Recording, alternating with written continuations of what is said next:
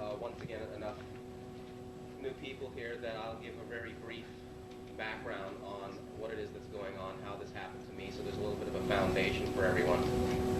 My basic is, are any of the new people here not familiar? Is there anyone here who's not familiar with channeling at all? Anyone to whom this is completely new? Here's one. All right. Okay. My basic understanding of what most channelings are is that they're the result of an agreement or an arrangement that is created prior to the physical life. And then the person that is going to be doing the channeling finds situations that occur in their life to get them to remember and fulfill that agreement with whomever they made that agreement. So everyone's path, how they get there, is different. For me, the biggest turnover point began about 12 years ago, when on 2 separate occasions within the span of the same week, with 4 friends present with me the first time and 2 friends present with me the second time, we had very close broad daylight sightings of Bashar spacecraft physically over Los Angeles.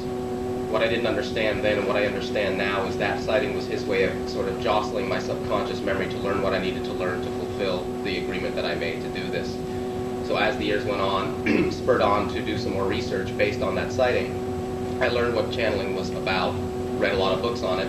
Ultimately, I was introduced to several mediums. One of the entities coming through one of those mediums offered to teach mediumship for whoever was interested. Even then, I took him up on it, not so much thinking that it was something I was going to do, but I thought I'd learn something more about it since I pretty much read all the books I could find. When I was under that tutelage in a receptive state is when Bashar and his people made the mental connection, and as soon as they did, the memory of having made the agreement came back. Along with that memory came the knowledge of who they were, who I was to them, what the agreement was all about, what the ship sighting was all about, dream encounters that I had with them that I totally blocked up to that point, all came rushing back in that one memory, and along with it came the message, now is the time for you to start doing this if you still want to. Do you still want to? Obviously I said yes, and that was about 3.5 years ago, and I've been doing it since then. Now they do present themselves as an extraterrestrial consciousness. They do have somewhat of a physical form, although Bashar is not his name specifically. They do not have names. They're pretty much telepathic in their society, but he's chosen it as a convenience for us. It's not that you have to believe that the way this is presented is exactly what's happening, but that the interaction itself is simply for you to get out of it what you want to get out of it. So please feel free to interact. When Bashar comes through, a lot of times he will say something that he feels is indicative of what the group may or may not, collectively need to hear, and then he'll open it up to what he calls sharing. When he says sharing, that's his way of saying you can say or ask anything you want. Of course, that's true at any time. Please speak up loudly. We are recording so that the questions or your statements get on the tape as well as the answers, because many other people will hear the tapes, and it's a little bit frustrating when they can hear the answers but not the question. The only other thing is that please, if you have something to say, if you want to ask something or say something or share something, don't be shy. And if there is something that he says that you do not understand, if he puts it into terminology that is not clear, do not let him go on. Stop him and ask him to explain it again, because he will. It's no interruption, and he doesn't look at it that way. One of his reasons for being here is to assist us in learning certain things about ourselves. And if you do not, if you let him get away with something that is turned in a way you don't understand it, then you're not getting it, and he doesn't feel like, he's going to be doing the best job that he can do. So please, by all means, speak up loudly and get him to clarify something that you don't feel you understand. The only other prerequisite is to just enjoy yourselves and have a good time. This is your time, and I'll see you all later.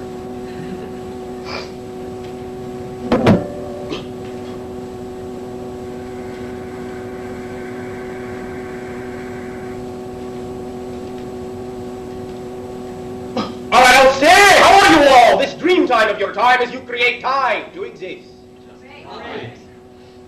Allow us to begin this interaction this evening of your time with a little bit of a reminder of certain ideas we have spoken of briefly, which we now find we have an opportunity to speak of more and more often as you have now entered through the doorway of what you call your new year, thus indicating to yourselves that you are embarking upon ideas and attitudes and perspectives and levels of consciousness that you have hitherto not explored up to this point.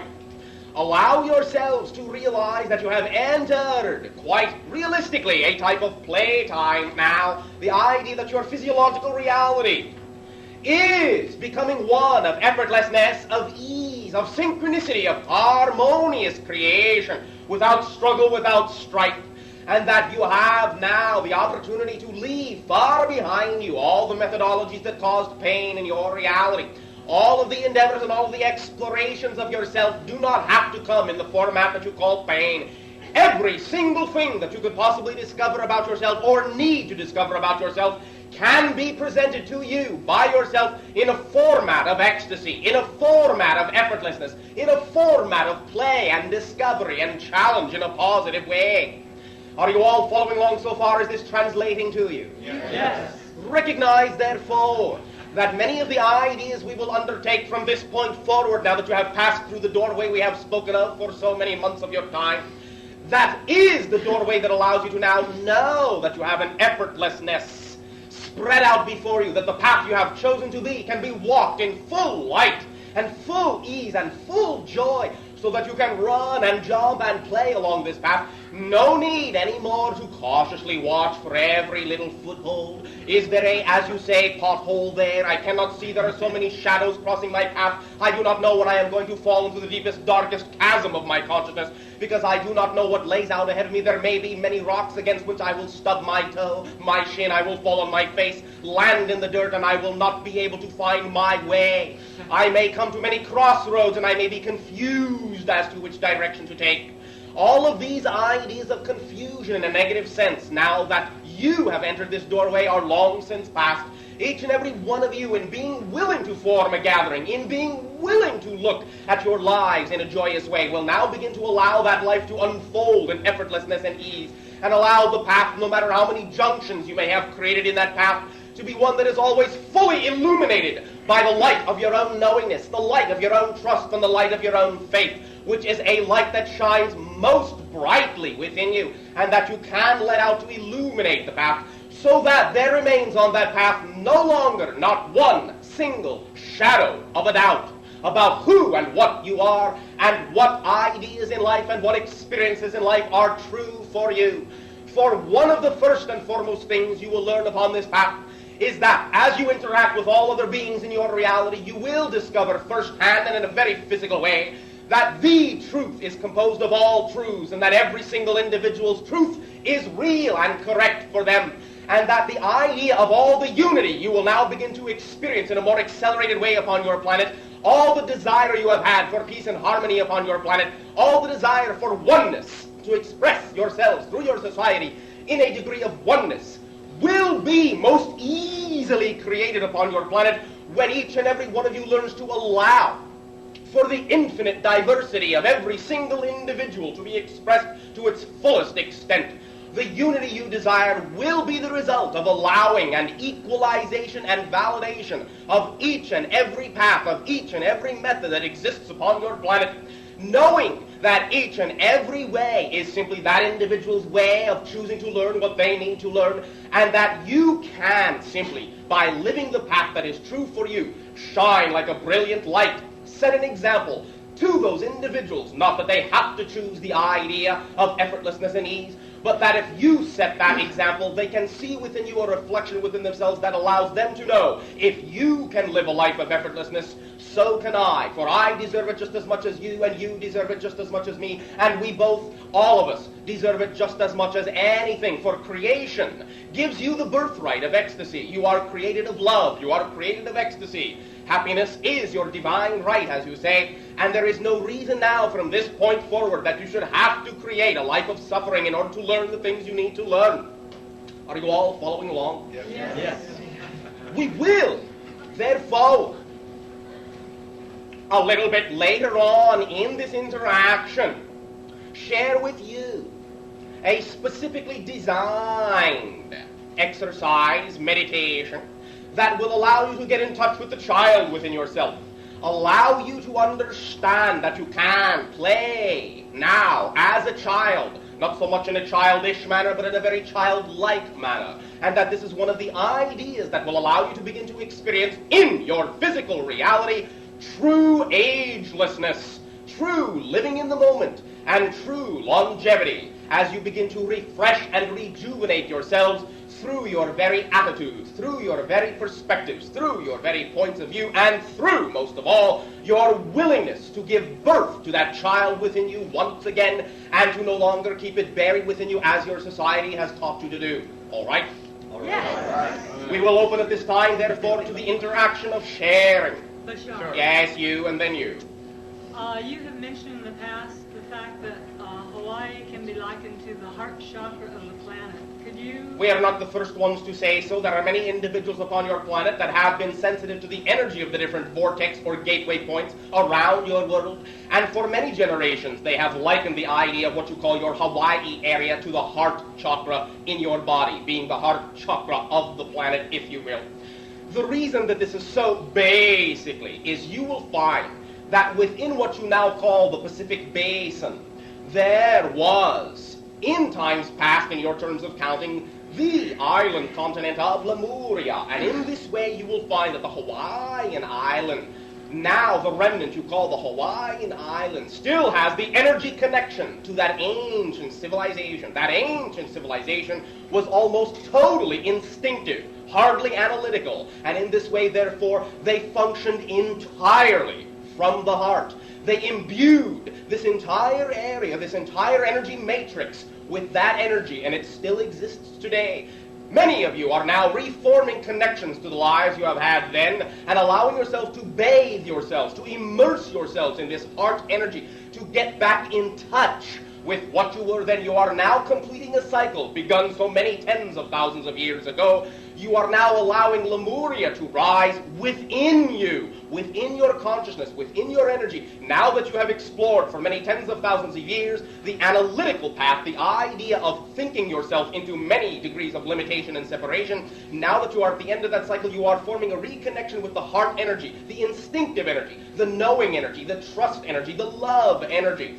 And this simply represents the focal point that still contains that energy. The very rocks, the very water, the very air is imbued, is crystallized with the energy of the civilization, which, for all intents and purposes, still does exist. For everything in time exists simultaneously with everything else, and linear time is but your illusion.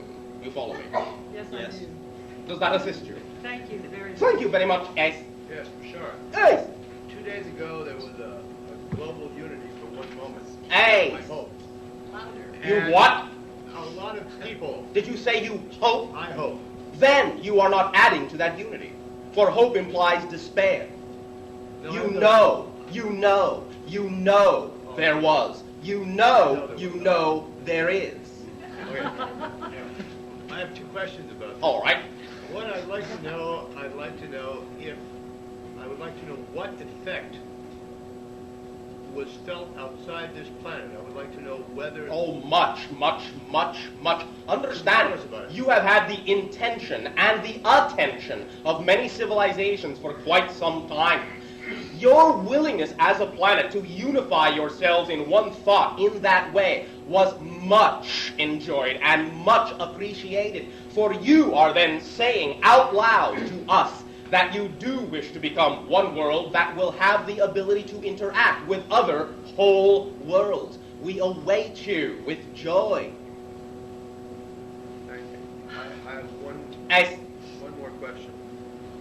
A lot of us experienced that moment in a different way and in different places, obviously Yes. all over the globe. As Some of us, and I personally, had a very physical response to it, as if somebody had punched me in the chest. And I've shared this with some people who also felt the same thing. Other people I've heard have experienced flames. I wonder if you could just comment on what that is, why that reaction, where it comes each from. and every individual, when they tap in through the chakra of intention, through their mentality, through their art, through any gate, through any connective bridge, through any link of energy from their body to all the other bodies, from their consciousness to all other consciousnesses, will interpret that link, will interpret that energy, and interpret that connection by whatever symbology is pertinent to them, by whatever symbology represents the portions of themselves that they have now needed to unlock to allow them to begin to create that peaceful reality in their own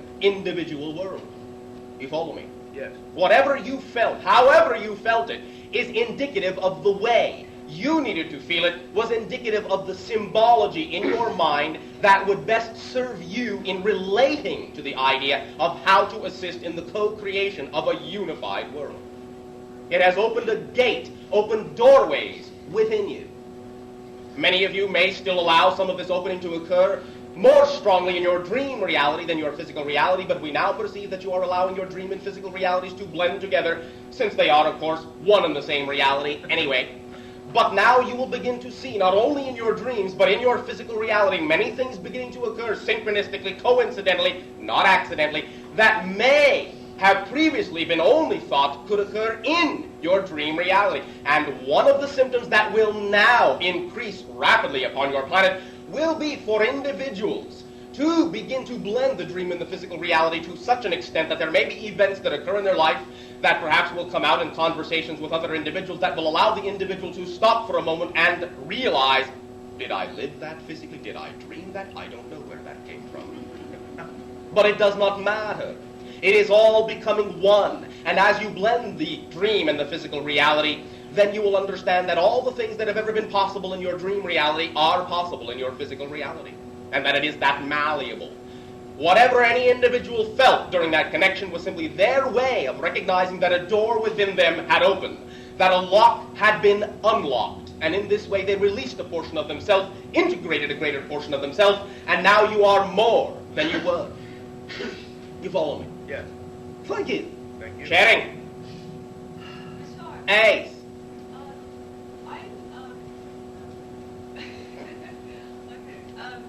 I am looking at my sleeping cycle and think that I would like to change it. Go right ahead.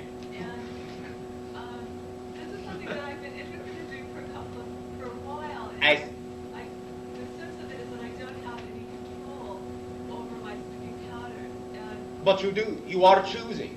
You are making the decisions that allow you to perhaps unify with what might be called the more natural biological cycle of your planet, wherein you find many individuals will actually be quite active in what you call the early morning hours and perhaps a little bit lethargic in the afternoon.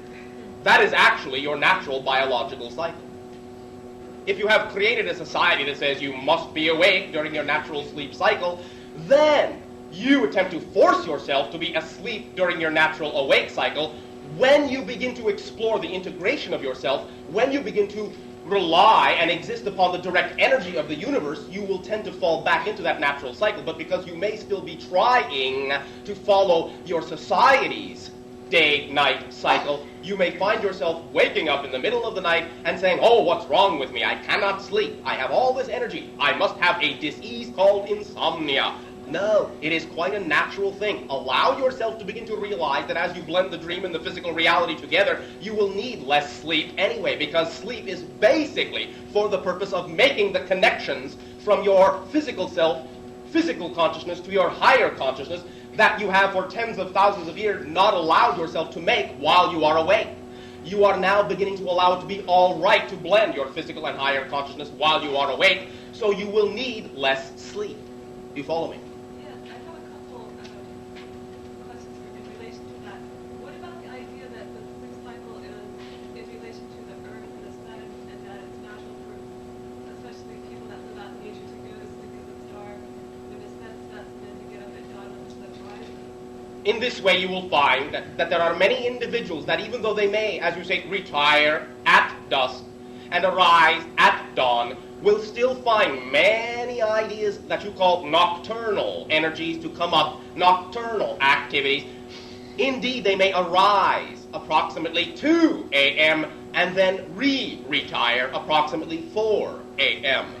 That period of time being very highly psychically active, very highly creatively active within your biological mechanism. Okay, I find that I'm very sensitive to noises when I'm sleeping and to just the presence of other people. Guys, So for instance, like on this trip, I love having roommates and having people come around me, but I find that I don't get enough sleep, or like I'm sort of getting sick and I feel like I'm exhausted, and that was the change. all right, you are becoming hypersensitive to more and more energy in that way, all you really need to do is allow yourself to recognize that your sleep is not something that can be interrupted, the sleep you truly need.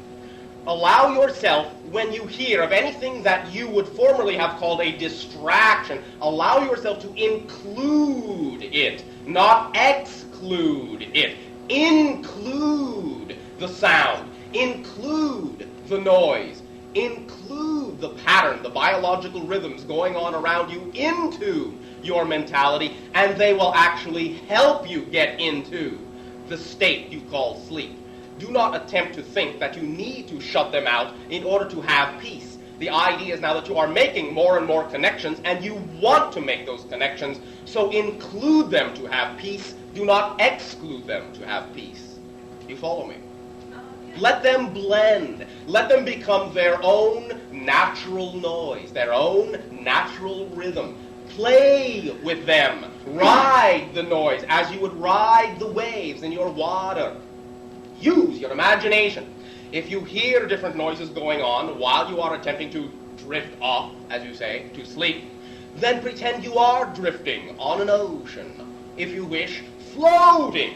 And that every idea you call a noise is yet another eddy, another current, another wave that bobs you in this direction, flows you in that direction, and pretty soon you will allow yourself to treat it as music, as energy motion in that way. And before you know it, you will be fast asleep. Let it be music to your ears. Let it be fascinating to you. Bring up the childlike curiosity of what the noises you attract to yourself could mean to you, what your imagination can make of them. And when you make a game of it, you will fall into your imagination just like that. So, in terms of waking up, like, when I'm asleep that I'm waking up because there's a noise, what would be the cause? What am I creating? Why am I creating that? Sense of, having to wake up. It may be the idea that you do think them to be distractions, and so you continually prove your belief to yourself, that you can be distracted, that you attract the idea into your life, that you can be interrupted, that the connections you need to make are being blocked by something seemingly beyond your control. But they are not being blocked. There are no blocks. There are only unexpected directions that you refuse to go with. When you refuse to go in that direction, no matter how unexpected it is, then it seems like a block. Play with it. Let it in. Examine it. The more you sit there and meditate on the different noises that you hear, even the ones that wake you up, you will find yourself going back into the meditative state in exactly the way you need to go into the dream meditative state to make the connections you need to make. The noises that are there for a reason. Allow them their own distinction because you are attracting them. If you did not need them, you would not hear them. Learn what they teach you, if only to teach you that you believe you can be interrupted. You are not on a path. A path is what you are. You cannot be off of yourself. You cannot be interrupted.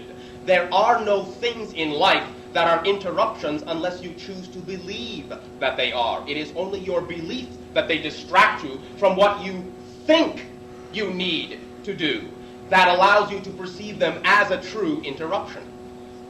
As soon as you let them be a part of the path, you will not hear them. You follow me? Yes, I do, and I appreciate that. That feels good to me. One last thing is regarding when I'm tired and I feel like, boy, this would be a good time to sleep. It feels natural and I'm sort of floating. Then sleep.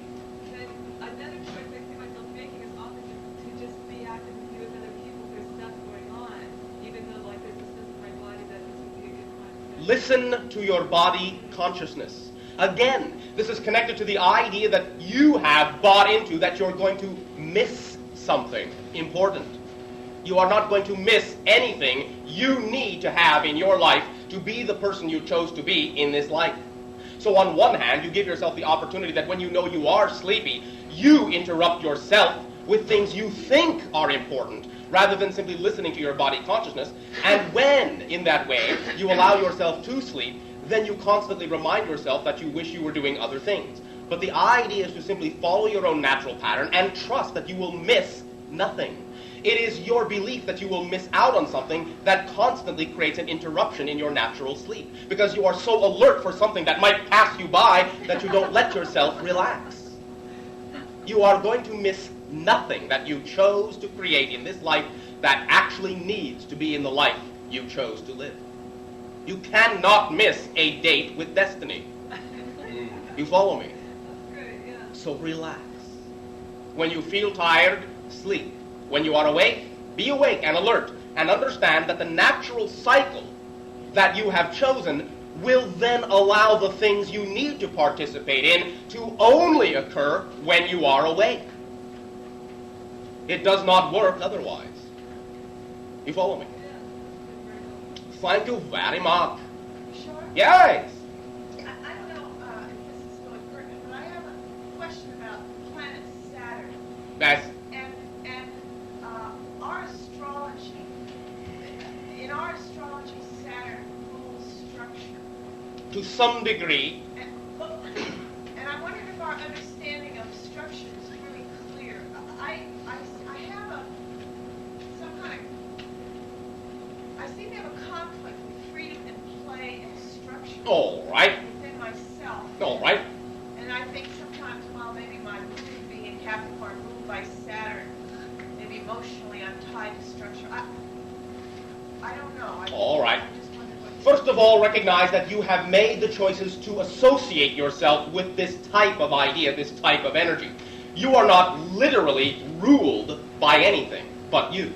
You follow me? Right. The choices you make will be the reality you experience. Now, the idea, the metaphor, the representational idea of a portion of your energy that is represented by Saturn is the type of structure that simply indicates the different styles or patterns that are available to you in this particular Earth reality for you to use to learn what you need to learn. It does not mean that you are rigidly affixed into a specific pattern. It means that you have before you, let us say, a platter of various choices. Each and every one of those choices will be indicative of the general overall structure that represents living in what you call Earth plane reality, third density. But there is a wide range of freedom as to how to experience that particular reality. Saturn is simply the focus portion of the overall consciousness that creates the entire solar system in which you exist, that represents itself in the form you would call the council. The council is simply a portion of the overall consciousness of the entire being that your solar system is, that represents an awareness of the holographic patterns that are available for you to choose from to live the different styles of physical life that you wish to live. This is the structure you are sensing. You follow me? So far. Well, I sort of. All right. Let us put it this way. Look at consciousness as a valve. All right? Right. Assume that there is a large quantity of homogeneous energy of no particular pattern or structure in the universe. All right? Yes, no, maybe. Yes, okay. All right? Allow yourself to think of your particular solar system with your planet Earth, your sun, your planets around your sun, including Saturn, to be valves, gateways that allow that homogeneous energy to be translated in a certain way that will be representative of a certain environment that you as an individual consciousness wish to experience. So you set up this environment by creating different valves that will allow the homogeneous energy of creation to be translated in specific formats. This valve will, let us say, allow the energy to flow through itself, and when it comes out of that valve, or let us say when the white light of the homogeneous energy comes through the prism of Saturn, so to speak, it will then break down the white light into the spectrum, the specific spectrum that represents this are representative. This pattern, this flow, this spectrum represents the overall rules by which this system will function. Now, there are many other valves that will create different, let us say, attitudes, different biases of that energy, different perspectives, different flows of that energy. But what you call Saturn is your portion of the overall consciousness that represents the regulation of the flow of patterns, the flow of choices that you can experience in this particular solar system. It is an energy gate. A physical planet, in that sense, is only a symbol for an energy gate. Is this making any sense? I think so. Yeah. Therefore, when you choose the timing when you as a non-physical being will enter into this particular scenario, you then take upon yourself to some degree the representational patterns that are going on at that time, all the energy patterns of relationships going on between the different energy gates, and you solidify that pattern into your energy, as the representational individual that you are. And so you say, well, this planet rules me, because I injected myself into this physical matrix when such and such an energy through this valve was interacting with all the other valves in exactly the way it would have to create me to be the individual representation of energy that I am. Now, that is still very malleable once you begin that life. You can fluctuate it to a great degree. You have much range of freedom, but you will still carry the original imprint of your choice of entering the game at that particular time. You will still carry the original congealment of that energy in your solid form. You follow me? Right, yes, I do. Does this assist you? Yes. Anything else is up to you. You have the freedom as a physical consciousness to arrange that idea, to arrange that pattern, and create whatever experiences will be representative of the infinite variety of choices in which you can experience the you are. You will always still be you in this game. That is fixed in this particular energy pattern. But you as a persona can change over and over and over and over and over and over again, and you do. But you will always be recognized by everyone else as you. You follow me? Right. That is the original imprint, which you can fluctuate and overlay with as many personas as you desire. You will still be recognized by your signature vibration. Does that assist you? Yes, I think it does. All right. Thank you very much. Thank you. Sherry! Sure. You, then you. Would you comment on the differences that the peace meditation has made? You will see them in your life. You will understand that individuals will now be attracted in your life that will come to you already with a knowingness, or they will come to you with a searching that represents something you can share with them. You will begin to attract more synchronicity into your lives. You will find your lives being, as we have said, effortless, that you will attract the situations necessary to allow you to be the individual you need to be without struggling or wondering where you are going to get the opportunity to be the individual you want to be. Everyone that interacts with you will bring to you something you need, and those you interact with will need something from you. This will be the major change you will begin to see. Also, you will see major changes taking place in what you would call your society structures, your economic structures, your social structures, your religious structures. All of these ideas will begin faster and faster to homogenize into one another, so that you can recognize that the only structure, so to speak, that you need upon your planet at all is one that provides service in allowing individuals to be who they are, not one that attempts to mold them into the way they think they should be made. These are the changes you will begin to see. And also, because of your willingness, you have opened up many more gates that will allow us and other civilizations to also open up more contact physically with your world. So there will be what you would call an increase in sightings of our crafts. Does that answer your question? Yes, thank you. Could you comment on the JAL sighting? What civilization was that was seen? It was not any particular civilization. It is what we refer to as a large survey craft that contains representatives of many civilizations. Any in particular? Many. Was there any significance to it being visible this time? Yes. The significance is that it is now allowable. The significance is that it will occur more often. The significance is that your individuals, your people upon your planet will now realize, like your government already realizes, that this is something real, that we exist, that you can interact with us if you wish to, but it is still up to you. Like the dolphins, when you reach for our craft, we will remain just out of reach until you allow yourself to function as we function. Just as the dolphins remain just out of reach until you function as they function, until you identify as them. When you begin to identify as us, in your own terms, as your own civilization, we will not be out of reach. What exactly? One moment. You are next. Yes. I would like to explore with you the idea of the council which you mentioned. All right, now, first of all, before we begin, understand we are using your Earth terminology, and we do not necessarily imply that it is exactly as literal a council of beings as your civilization might think. It is not a council in the governmental form you are used to thinking of. I have been in touch with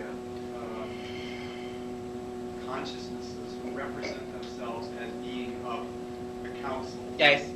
Is this the same council of which you spoke a few moments ago? The Saturn idea. Primarily, yes, it is connected to that.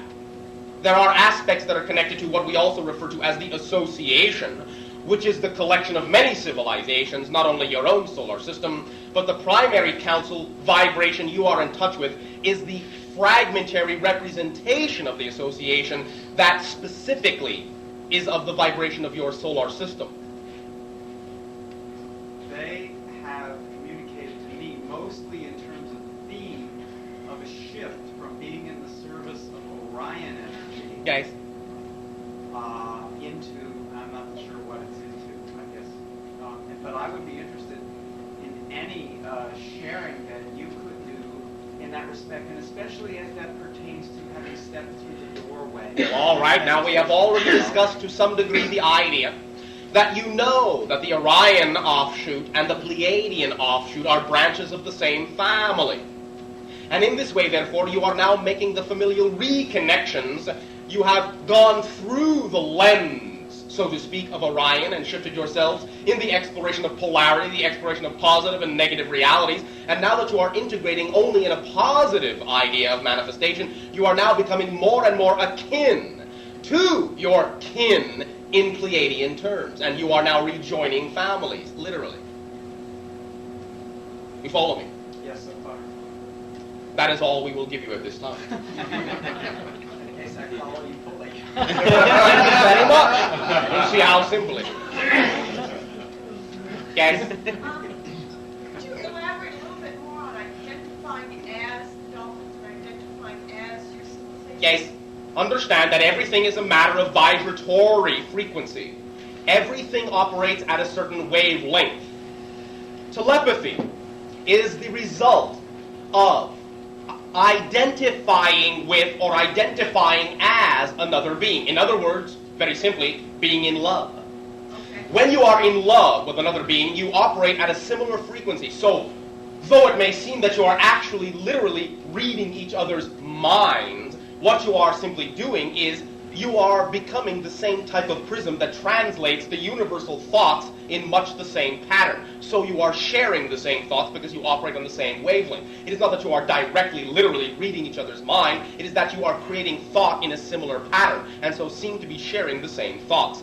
That is full identification as, and that is why you know that on your planet, when you see individuals whom you say are in love, they often know each other's thoughts. So it isn't a question then of wanting to see them. Wanting actually separates you. In a sense, to some degree, yes. The idea is to be like unto. Then, when you create the vibration of what you imagine us to be for yourselves on your own world, then you create your world to be the type of world that shares the same frequency vibratory patterns that we have created in our world, and that is what allows us to interact with you face to face. When you choose to create heaven on earth, the heavens can come down to earth. You follow me? But until you identify your own version of that idea, as long as you continue to think that we need to rescue you or need to save you from yourselves, you are not getting the idea. You are not understanding that you are your own creators, and the realities and the world you experience is exactly as you create it to be. If you don't prefer it, create it to be the way you want it, and you will be the ones that allow us to be able to interact with you by tuning yourselves to the same wavelength. Otherwise, the two programs can't meet. You follow me? Yes, I do. Does that assist you? Yes, it does. Thank you very much. Yes. What is fear? Fear can occur for many reasons. Generally speaking, fear is a belief that there is a portion of your consciousness that you might discover that could intrinsically have the ability to do harm to you. And so you do not want, you make the choice to not want to discover it. You will find that the idea of fear is that when you do not listen to the connections you know are true for you, but you still insist on having the life you want, then when you do not listen to those connections that come at first subtly, then they will become noisier and noisier and noisier and noisier and more obnoxious until you are forced to listen, until you are forced to stand right in the moment and stop looking everywhere else. Fear creates you, forces you to look squarely at something you keep refusing to look at about yourself, that you say you need to look at, that you say you want to look at in order to grow as a being. But in your society, you have been taught that you can have portions of your consciousness that can, shall we say, do you in. Because you buy into that belief, because you do not realize that there really is nothing you could possibly discover about yourself that cannot be put toward the positive integration of the total being that you are, then you create the idea that you don't want to look at certain portions of yourself. But as long as you express the desire to be an integrated being, which you will always do automatically because you are a creator by birthright, then you will constantly create fear in your life to force yourself to look at the portions you do not want to look at consciously. When you are willing to look at those portions and understand that they serve you, you will fear nothing. You follow me? Yes. Does that assist you? Yes. Thank you very much, my fearless one. Sure. In embracing the ideas of belief-created reality, Yay. I am finding that I think I need certain things in my reality in order to exist. All right. I.e. money, i.e. Domicile, etc. I.e. All right. Example, right? Yes. But in this way, recognize that there is not necessarily the need at this time to break down the different symbols of abundance to recognize that you are abundant. Definition of abundance: the ability to do what you need to do when you need to do it. Period. That's it. That's abundance. Now, if you have that ability, then you do not necessarily need a specific representational tool that you are used to thinking is the only tool that represents abundance, if you are still able to do what you need to do when you need to do it. Not that you cannot have it. You certainly can. You can have anything you truly desire, anything you truly want, anything you truly need. However, recognize that many times in the exploration of integration, many of you will begin to realize that certain things can occur in your life without the tools you are used to thinking must be in your life to bring it. So you are exploring many different ways to create in your life what you truly need to do. And you are learning that there are many more tools to abundance than the ones you are used to thinking of, such as money. Money is a very valid and valuable tool, a valid way to represent abundance. But it does not exist everywhere. It does not exist on our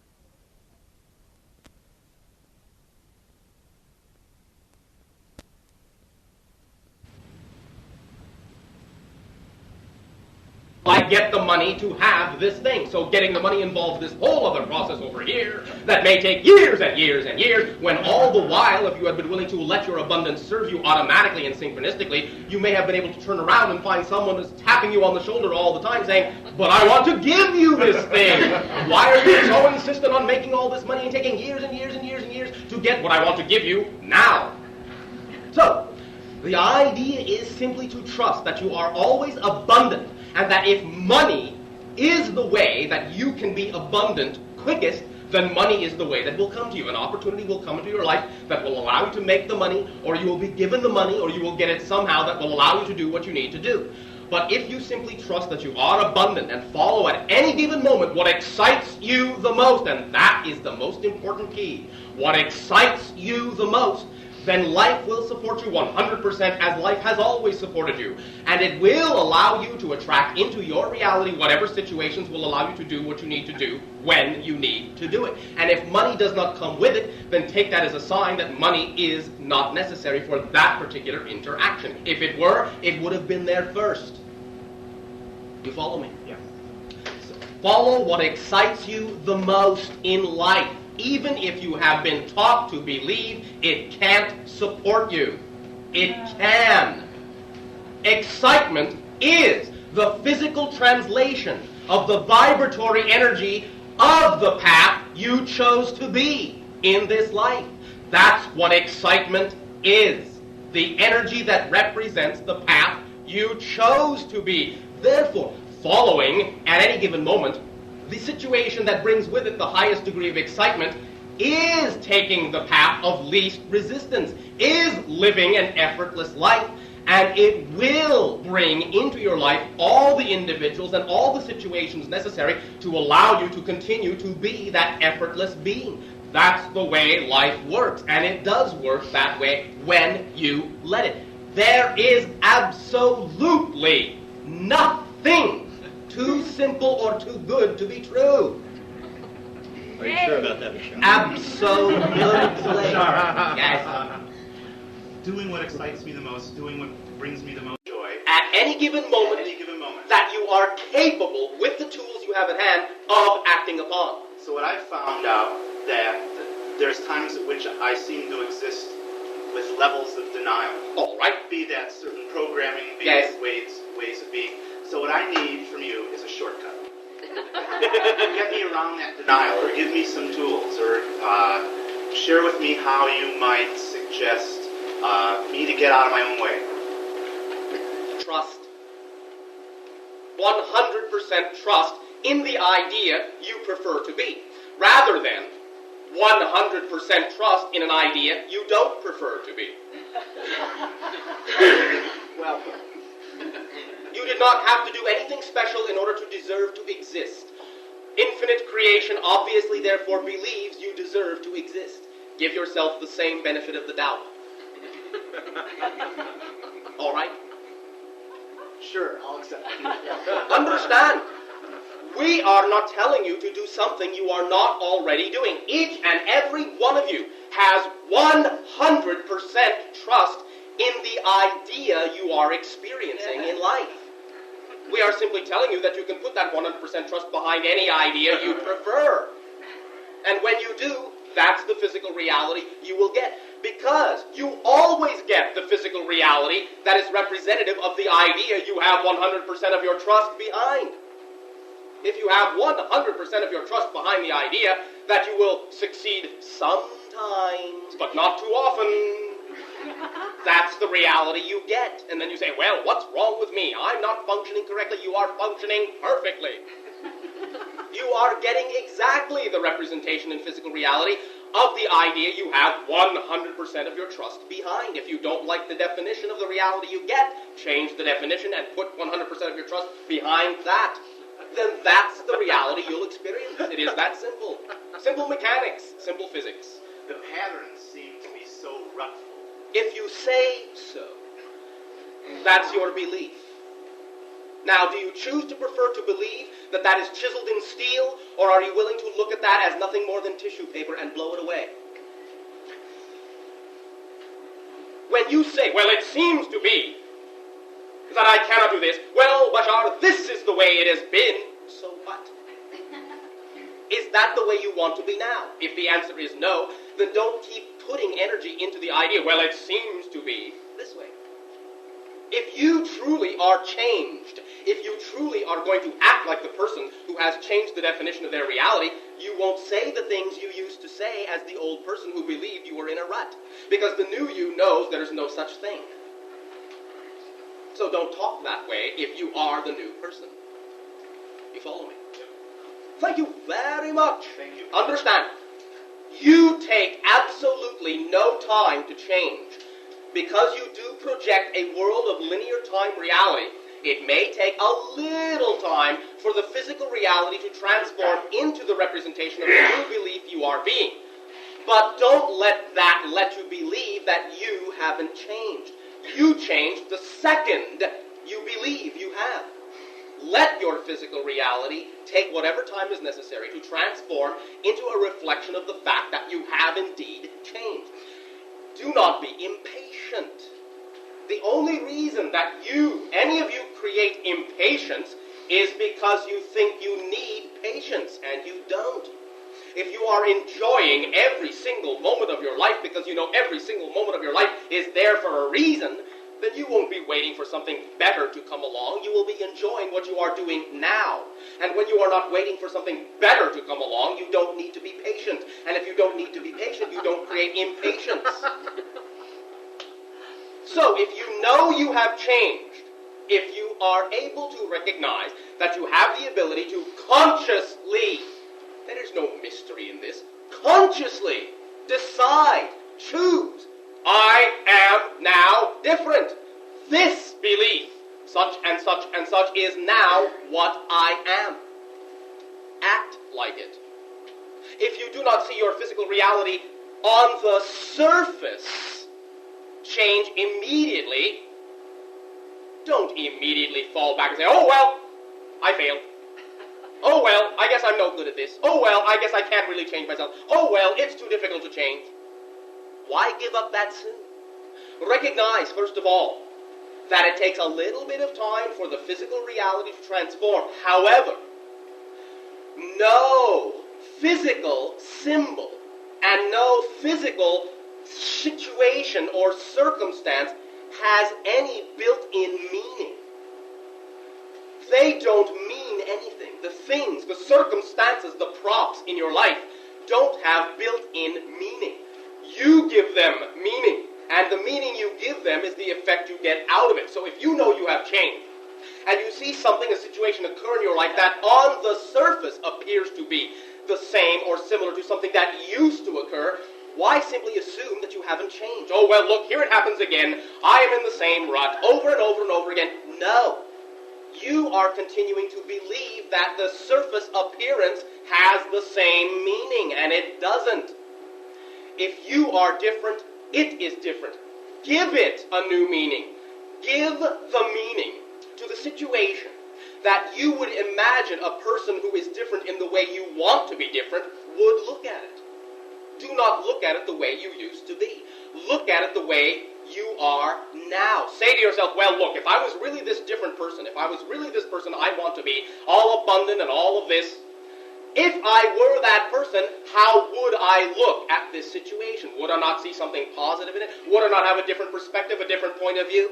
Yes, you would. So look at it that way, not the way you used to. By looking at it the way you used to, you constantly reinforce the old reality, and that's what creates the rut.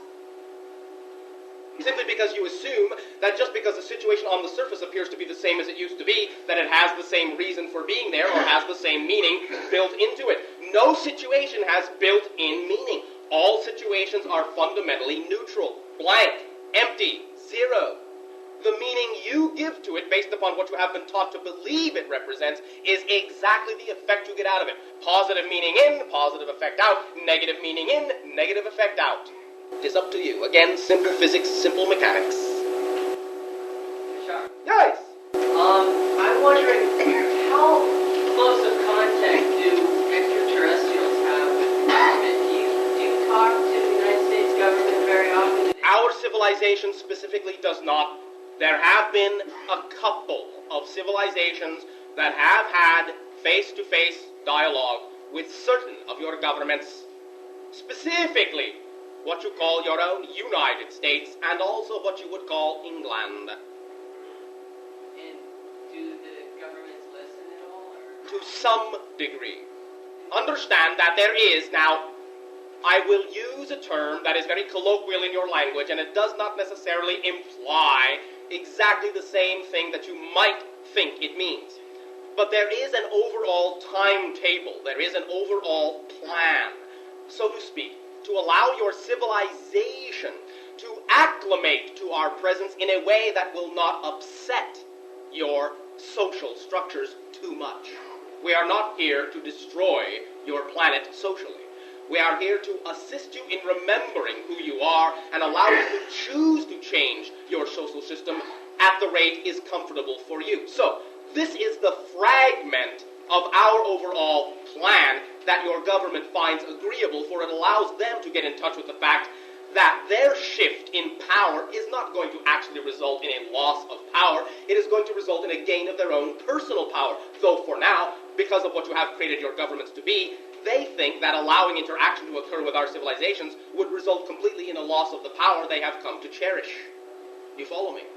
So we tell them in that way that it can proceed to some degree slowly, but that the information can come out bit by bit at a rate that will allow them to think they still will maintain the power they are used to. But what they will begin to realize is that they are actually gaining their own self-empowerment, as every single individual on your planet is gaining his or her own self-empowerment at the same time.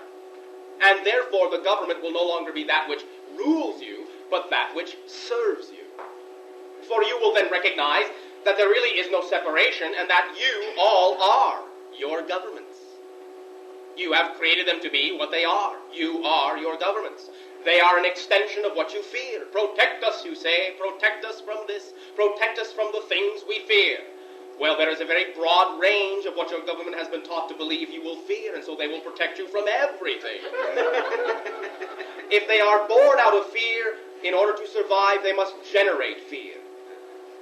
When you take back the responsibility for your fear, then there is nothing you need protection from, and no reason to have the idea of a government that stands between you and direct interaction with us. But for now, we allow the rate to continue at whatever rate is comfortable, and they do realize that bit by bit the information cannot be suppressed, because now it is in your consciousness to recognize that we do exist, and so it will come out at whatever rate you are comfortable with. But there have been some face-to-face interactions. Some individuals in your government, as you say colloquially, are for it. Some of them are against it. Sure. Does that answer your question?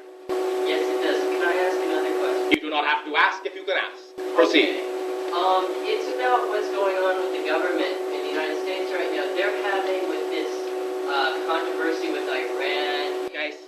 The Central American wars. Yes. They're having their real self shown in public. And I'm Yes. what is symbolic of? It is symbolic that now all of the things that used to be covert on your planet are now coming to the surface and creating themselves in an overt way so that it is not hidden anymore. You are allowing the subconscious and unconscious portions of your social structure to come into full light, into full consciousness, so that you can see what you have been creating your world to be, so that you can see what you have been choosing to back in terms of your government and social structures, so that you can all decide in the open, is this the way you want your world to be, or do you wish it to be some other way? You are now creating what was formerly covert to be overt, so that you can decide what type of reality consciously you actually prefer, and whether or not you truly wish to continue to keep things hidden from yourself. That is why you are airing your laundry, so that you can decide whether or not you wish to continue to wear it. You follow me? Thank you very much. And let me remind you that when you say they are doing this, they are doing that, that is the same as you. We are doing this. We are doing that. They are not separate from you. You are your governments. You follow me? I follow that theoretically. one moment. Understand that you always have the capacity, without accusation, without invalidation, and without judgment, and without accosting them, to communicate to your government the way you would prefer your world to be. When they start hearing from enough of you, perhaps they'll begin to believe it. But if you simply say, well, it's their job to fix all of this, I have no power in this, I have no say in this, I can't possibly affect them or move them in any way, shape, or form, it's up to them, then you only allow them to continue to separate themselves from you, and they do not then receive the message that you want your world to be different. So without attacking them and without accusing them, communicate with them. You're only communicating with another portion of your own higher consciousness. Communicate to them the way you perceive the world can be. Share your dream with them. Share your dream. Then, when they begin to hear this from more and more individuals, the dream can be realized. They will allow themselves to recognize, all right, it's all right now. We can share the information with you now that we know it will not upset things too much. You follow me? Thank you very much, female. I've got quite a few. That is all right. Speak up, do share. What is it that men and women have to learn in order to be able to do their companions' kind of work on the planet? Is something that they have to learn? Yes. What they need to learn is that every male contains masculine and feminine energy, and that every female contains female and male energy, and that if every male and every female is willing to marry those energies within themselves, there will be no struggling, there will be no strife, there will be no dis-ease on your planet at all. It is up to every individual to learn the balance of energy within themselves, and that everyone is in fact an equal reflection of everyone else, and that everyone contains both sides, to be utilized and to be put forth in life when and where each and every one of those particular attributes is needed. But that no one side is better than any other side, no one side is any worse than any other side, that every individual has chosen to express themselves in the way they have expressed themselves. Every individual creates the reality they experience, and it is up to them to marry those two polarities within each and every female, within each and every male. That marriage will absolutely erase every single problem on your planet. You follow me? Yes. Does that assist you? Yes. Thank you. Also, I'd like to know if there's dolphins where you live. No. There are a 4 you would find similar to smallish whale we call a Caesar. It is white with what you would call zebra stripe black. In this way, however, it is more the idea of a fragmentary consciousness of the total consciousness of our planet, and is not distinctly a separate, if you will excuse the term, alien species as yours is. Your planet, to us, contains 2 alien species. The land beings and the water beings you call the dolphin whales. Recognize, therefore, the great joy and opportunity that you have, for many planets in that way do not have multiple sentient species. And you will find that you have a species upon your planet that you can learn to communicate with in various ways and methods of tonality and emotionality. You have one of the few truly non-humanoid alien species on your planet. Right with you, side by side. What a joy, what an experience. You follow me? Yes. Our planet, basically at this time, contains mostly the humaniform, humanoid, as you would say, life form, as is represented by my body, approximately of average 5 feet of height, whitish-gray skin coloration, wide-set eyes, no hair on the males, hair on the females, mostly white. You will find in this way that there are very few of us in number, as that is simply not necessary at this time for us to be great in number, and at any time fully 2/3 of our population do not exist on the surface of our planet at all, but are traveling in what you would call spacecraft. The majority of our population is not permanent. It is made up of the comings and goings of different beings from different places in the different portions of the galaxy, and also it is made up of temporary embodiments when such as many beings in your society are in your dream states and visit our world and create a temporary embodiment for themselves to experience the reality of our world, and then allow it to simply dissolve when you wake up. This is the majority of the population of our planet. As for what you would call the permanent membership, it is no greater than approximately what you would call 200 million for the entire planet. Our planet, therefore, has very little structures upon it, is very much park-like, as you would say, and again, also because the majority of our planet at any given time is involved in space travel and exploration. Does this assist you? Thank you very much. Sure.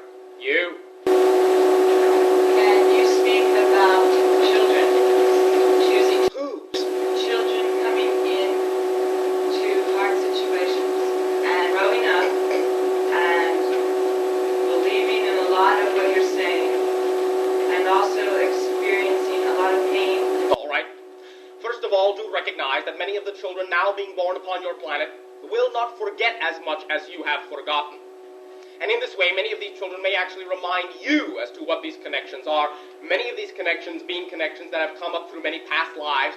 Many of the hard situations that many of these children may experience may simply be remnant situations that they needed to deal with in the relationships that were formed in past life situations. Or maybe they have chosen to be born into difficult situations, family situations, in order to allow the adults in that situation to learn from the child the things that the adults need to learn. There can be as many reasons for a child choosing a difficult situation to be born into and grow up in as there are children.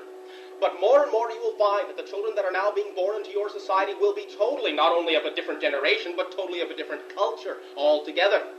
They will have been, in a sense, for, let us say, lack of a better term, processed now mainly through the auspices of the energy vibrations of Arcturus and Sirius, and also many of them will be returning Pleiadians wishing to be born upon your planet to assist in the transformation at this time.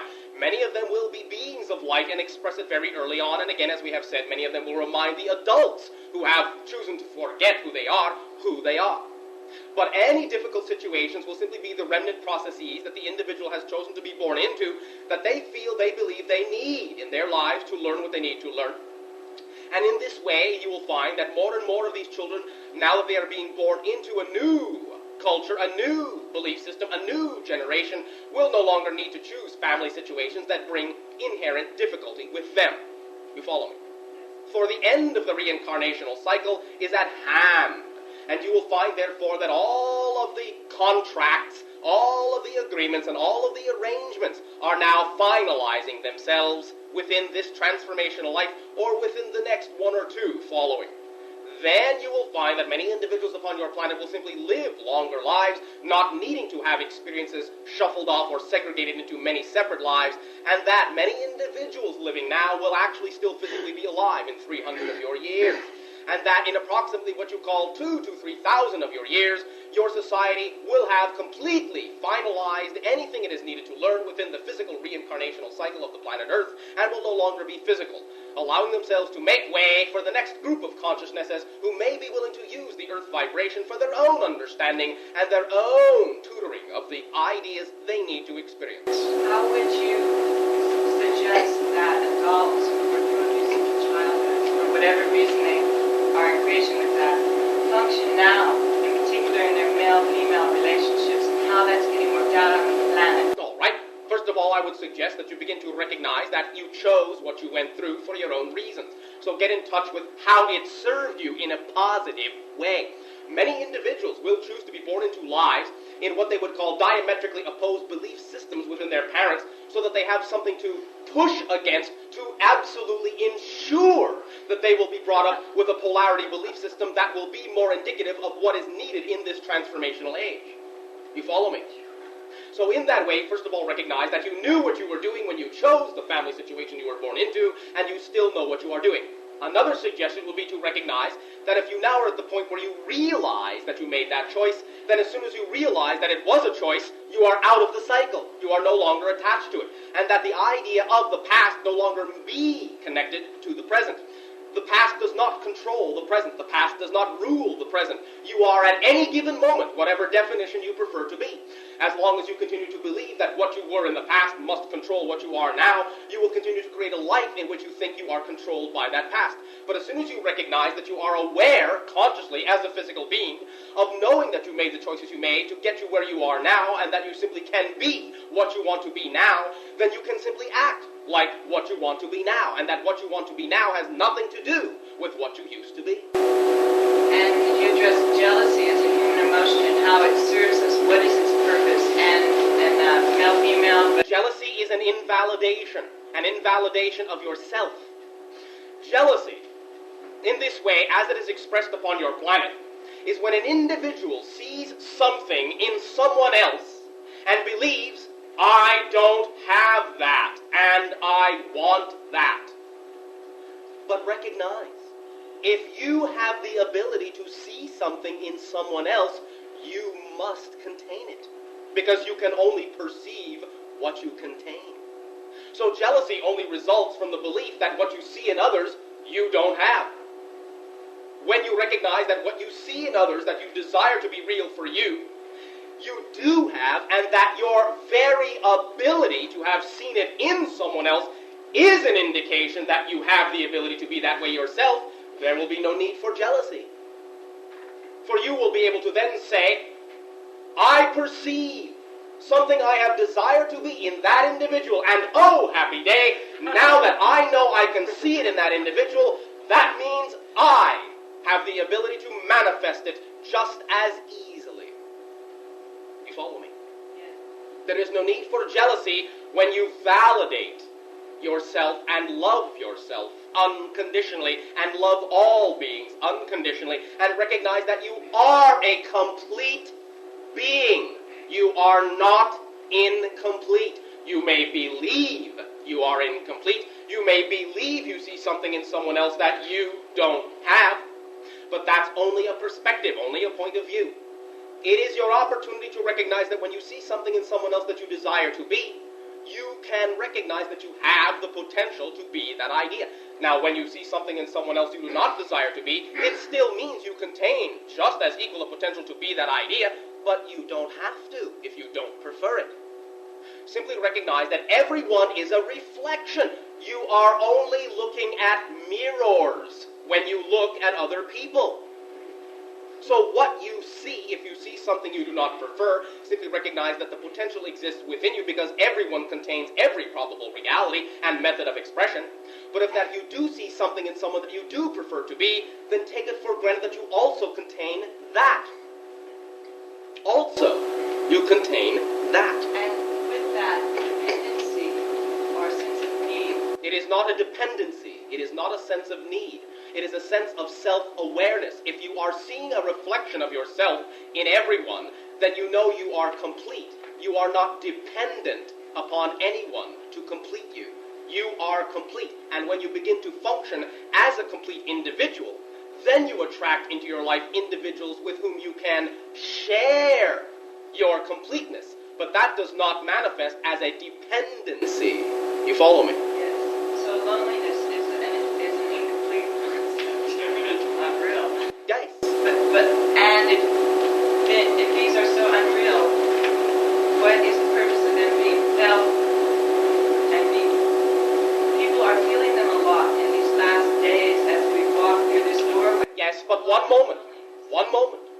Understand that when you feel something, that is not the first thing that occurs.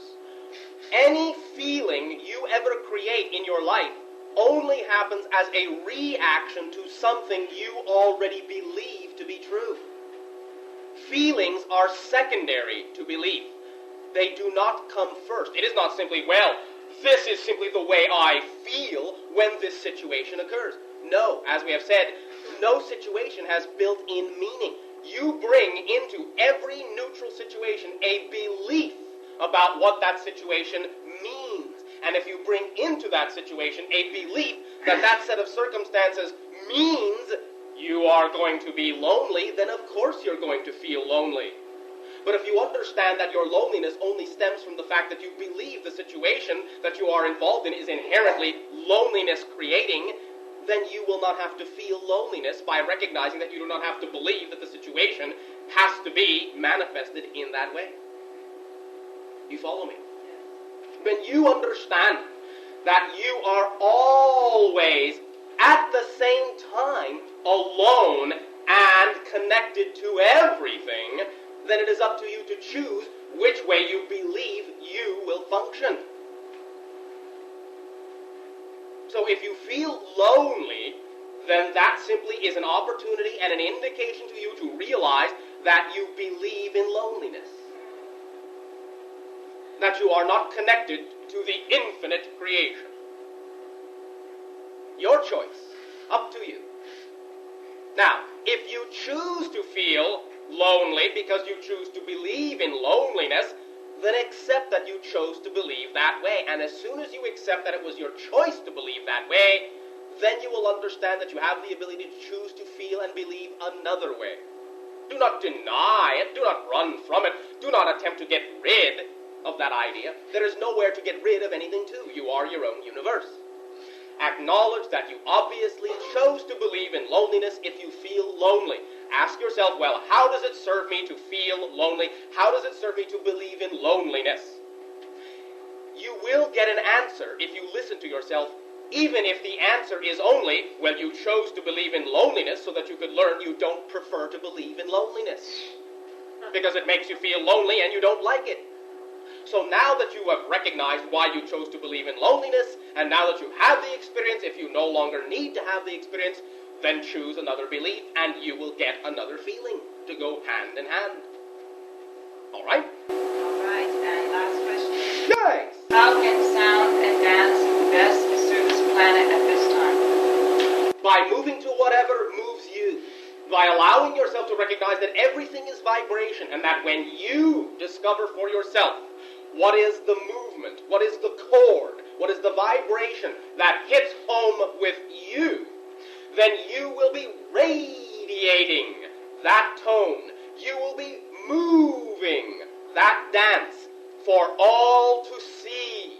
You will be being the fullest facet of the multidimensional crystal you can be.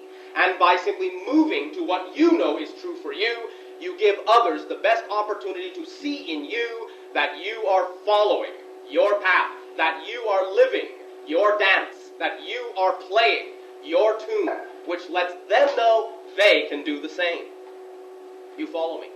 Yes. There may be vibrational tones that can generally assist many individuals in your society as well. You can explore with some of those generalized tones and recognize that when you find the tone that moves you, what you are doing is you are finding your signature vibration.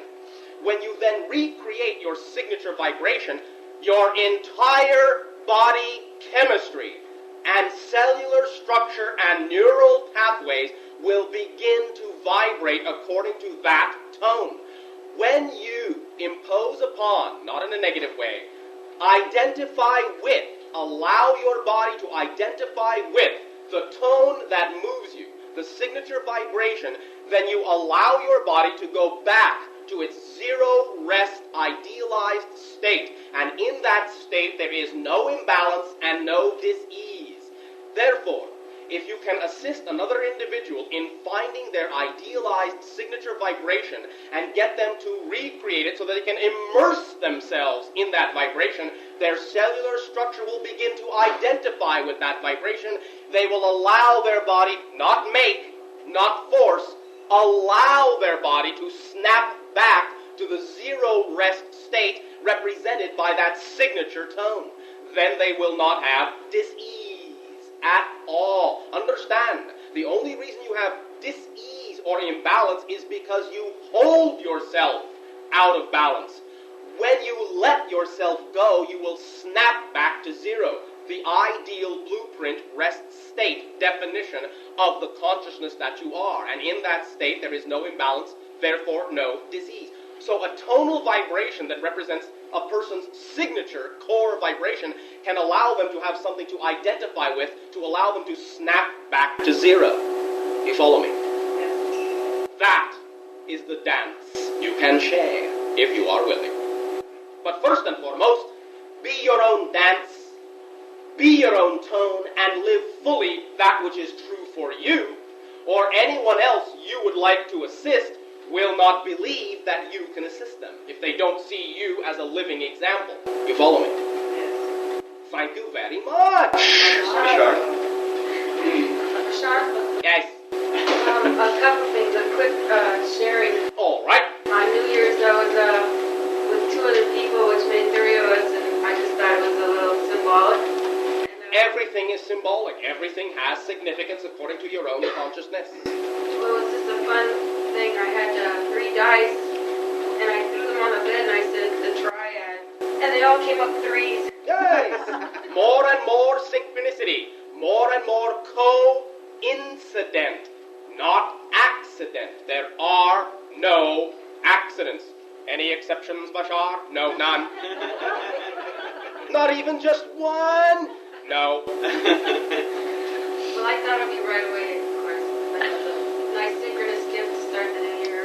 Thank you for being willing to give that gift to yourself and be a reflection of your own synchronicity and higher consciousness acting in the physical realm. Okay, the other thing is I've been working on I've been waiting to see something come through, just like do it on my own and to see what it would bring me. And now I'm ready to reflect with you and just ask you. I have a camera and a telephoto lens, and it was last seen in my house, and I was wondering if you could tell me if it's still in my house. Yes. Thank you. Now, when you begin to get the picture, perhaps you will allow yourself to recreate that symbol in your life, if necessary. Allow yourself again to stop waiting for things to develop. Live the life you are living the way it manifests. In the moment. In the now. Well, I really wanted to bring that lens with me because it's very important and dear to me, and I would have much preferred to have it with me. But you are your own camera. Now, this is something that is analogous to something we have shared with many individuals of late on your planet. You will find that, and you will find that some are present that can speak from experience, many individuals will now find that their recording devices of all types will cease to function in these interactions because it is now up to you to be the recording device and not need the external symbol. You are taking the pictures. You have them eternally. It's an art form. It's a way I share. We understand what you are saying, but understand also what we are sharing with you. You are simply giving yourself more opportunity to truly live in the moment with the tools you were born with. When you allow yourself to rely on them more and more, you can avail yourself of the symbolic tools in your reality, of the mechanisms and the technology, but you will always give yourself the opportunity to recognize precisely, and especially when it is most important to you, to rely on the external symbol, to actually create an opportunity to rely on the internal camera, on the internal recorder. You follow me? Sleep on it. Yeah. Thank you. We will, at this time, take a short break and then resume.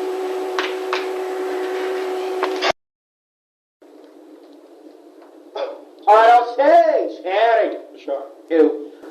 Two things that I would like to ask about. One is, could you give us any assistance in knowing our signature vibration? You will always be able to recognize the vibration which, first of all, always strikes a chord, as you say, within you, causes a resonance within you, that which moves you, perhaps, even emotionally. Now, there may be many vibrations that can be the signature vibration of the entire civilization that you are. This is why you will find what you typically call classical music so lasting in your terms. It will invoke many signature vibrations of the total consciousness you are as a civilization. It will pull from you the emotion, the resonance, the harmonics that you identify with. That which releases from you the pictures, the feelings, feelings, the states of consciousness that put you in touch with more and more of yourself. You will always know it when you hear it. Allow yourself to explore and experiment and see what in your terms simply feels right for you. Okay. You follow me? Yes. Can it change? Like, to some degree it can, but you will find that there will usually always be a particular tonality that will remain relatively the same because it is indicative of the tonality that is your portion of the collective consciousness. And even though that can change to some degree, it will always have similar characteristics from what it had before as long as you exist in the relatively similar reality. It will change only drastically when you drastically change your reality from one whole system to another. is it a sound that we make or hear? It can be both, it can be either. But recognize this. It is the representation of the vibratory equation that is your reality. So you see, if the vibration changes, your reality changes. If your reality changes, the vibration changes.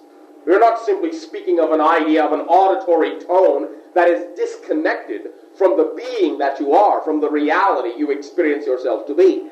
You are able to create an auditory symbol of the vibratory frequency that represents the actual physical reality you are. That is the signature vibration. And that is why if you use your signature vibration, you can unlock yourself from any particular reality by taking yourself back to the zero rest neutral point that will allow you to then create any type of reality you choose and impose that vibration upon it, which will then create that reality. Any idea you choose to be, anything you desire strongly to be, creates the new overlaying vibratory equation that patterns the homogeneous energy out of which all matter is created into the format that represents the reality you want to experience. You are an energy sculptor. You don't have to know the particular frequency range in technical terms. Whatever idea, whatever in your imagination, whatever picture, whatever feeling, whatever desire you are drawn to, simply acting upon that idea, simply invoking that particular pattern, that particular nuance, that particular perspective, that particular point of view, that particular picture or imagination will automatically tune you to the appropriate frequency, will automatically start you radiating at the appropriate frequency to rearrange the energy into the forms of matter that will physically represent the vibration you are now being, the idea you are now being. You follow me? Yes. And you? I was wondering how you could find it, it's like humming to yourself. Yes, that is one way. You will know when you hit it. You will know when it feels right. You have done this already many times. When you attempt to find your range in a song, is there not a range that feels comfortable? Is there not a key that you feel more at home in than another? Yeah. Then you are able to find what is comfortable for you to work within. So it can be arranged, not just one tone? It can be arranged to some degree, but there will usually be one tone that represents your idealized state of comfort. It will usually be the tone that you can evoke or create most effortlessly if you are doing it vocally. You follow me? Yeah. If you are using what you call a musical instrument, again, simply pattern it after what is most effortless for you and also the one that seems to resonate, as you say colloquially, within your gut, within your heart. The one that gives you the mood, the one that invokes the desire, the one that aligns you, the one that creates you to become moved emotionally. That's the one. You follow?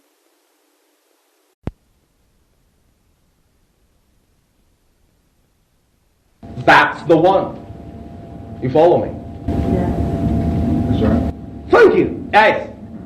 You talked about the dream state and the waking state becoming more permeable. Yes. In my own terminology, I talk about the conscious state and the unconscious state. And I'm wondering how that becomes more permeable through the use particularly of hypnosis or the trance state that bring about a more permeability between these two parts of us. First of all, you will find that they become more permeable, as you say, because they originally started out as one thing. Any idea you have of a conscious, a subconscious, and an unconscious is only a belief system. They do not exist as truly separate entities without the belief that keeps them separate. They are permeable because they are one and the same thing. Dream reality and physical reality are one and the same thing. You, through belief systems of what you think physical reality is, have created them to seem to be totally separate ideas. And usually your society has thought the dream reality is not even real. It is real, they are simply different aspects. The dream reality and physical reality are different aspects of one total state of consciousness. So as you blend the dream reality and the physical reality, you will find your conscious, subconscious, and unconscious minds becoming one consciousness. Or, as you blend the conscious, subconscious, and unconscious minds to become one consciousness, your physical and dream reality becomes more one reality. They are simply different aspects or simply different reflections of the same idea. You are, at any given moment, an idea. That is what you experience as a physical persona. An idea that your consciousness is being. Right now, your society is experiencing itself as a persona, experiencing the idea of a segregated dream and physical reality, a segregated outer aware consciousness, subconsciousness, and unconsciousness. 'Tis an idea. It is one of the ways you have arranged, orchestrated, if you will, the total consciousness that you are. But as you begin to use whatever tool you find valid that works for you to blend these ideas together, then all you are actually doing is removing the separations you have imposed into what is basically, intrinsically, one homogeneous thing to begin with. You follow me? Yes. That is why they are permeable. Does this assist you? Yes, thank you. Thank you very much, as female. What if your dreams are nightmares? First of all, recognize that there may be very reasons why you may be creating that scenario. You may be wishing to play out certain negative ideas in your dream reality rather than your physical reality. Now, doesn't that make you enjoy your nightmares a little bit more? So you may be playing out certain ideas that would be, as you say, hazardous to your physical health in the dream reality where you know that you are indestructible. That may be your safety ground for exploring the different facets of yourself that you have been taught you cannot face in physical reality without undue harm to your physical person or your psyche.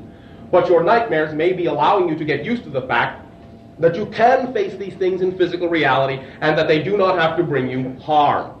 But you are doing it on whatever level you will be able to do it on so that you will not create harm in yourself. It may simply be an indication that there may be many things you have been taught to believe in that will allow you to perhaps think that there are certain portions of yourself that you cannot face in physical life. But once again, there is nothing that you cannot discover about yourself that cannot be used in a positive way if you so desire.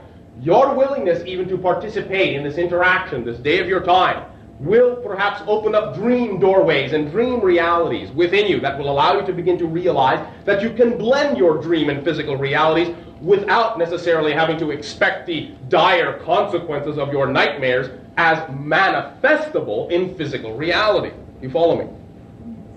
There are many, many reasons for why many individuals may create the idea of nightmares, but generally speaking, it is usually an indication that there is something that they are not sure they can deal with in physical reality, and that is why they subscribe it to the dream reality, where, as you say, all hell can break loose and you will still wake up safe and sound.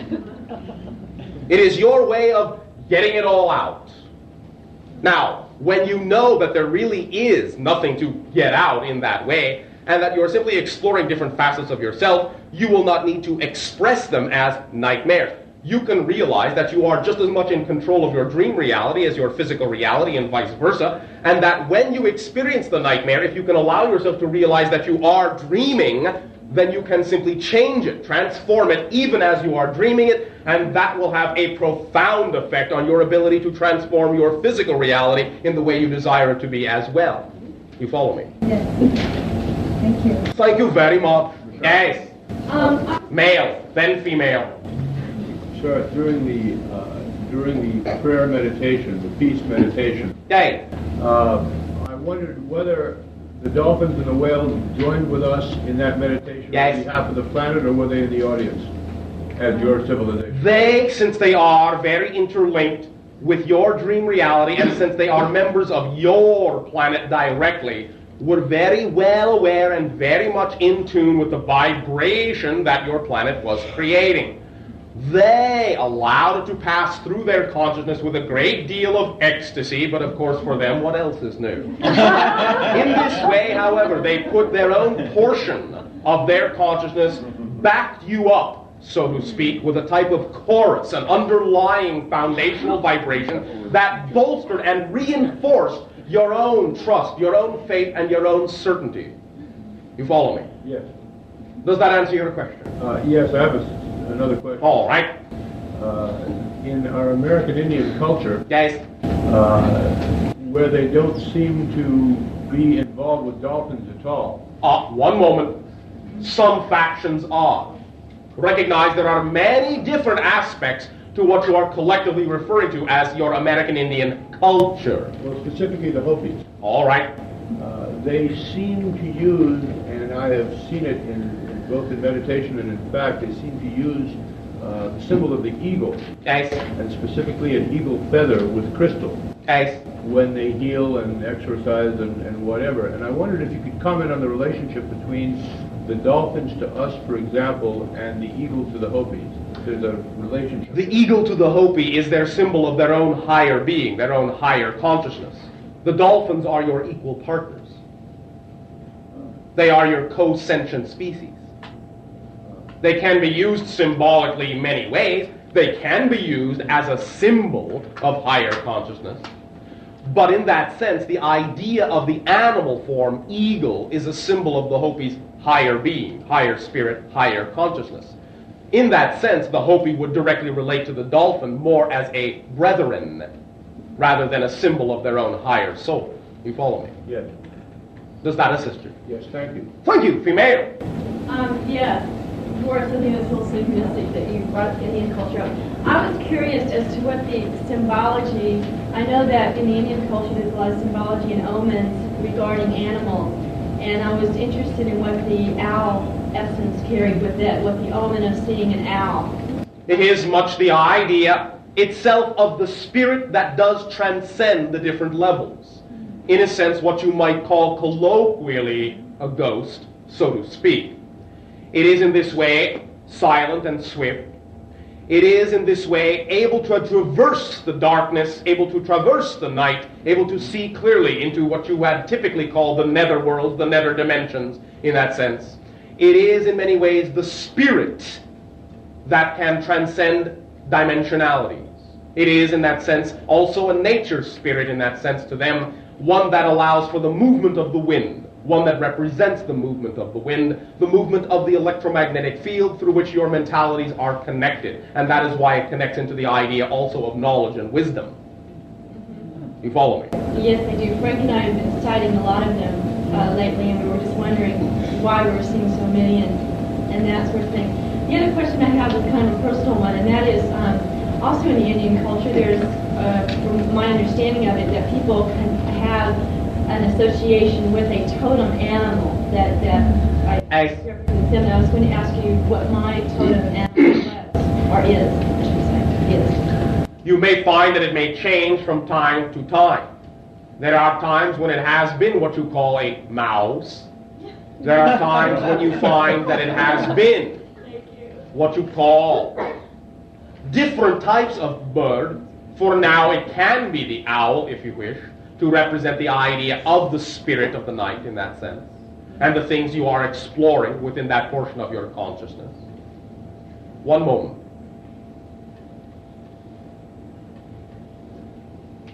At times, you will find there have also been several varieties of what you would call marine life that you have identified with in different vibratory signatures that could be called your totem in that way.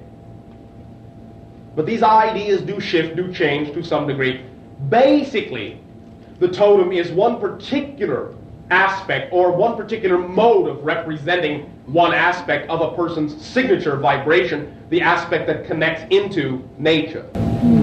You follow me? Mm-hmm. The idea of the mouse also being that which can be seen to be to some degree polar with the owl will allow you to recognize that the mouse explores many of the small in-between spaces that you do not think perhaps that you are able to get into.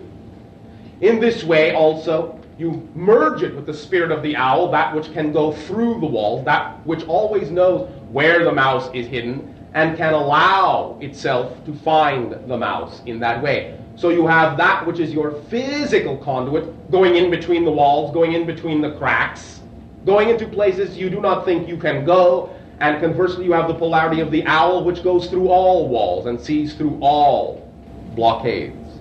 You follow me? Mm-hmm. One more last thing.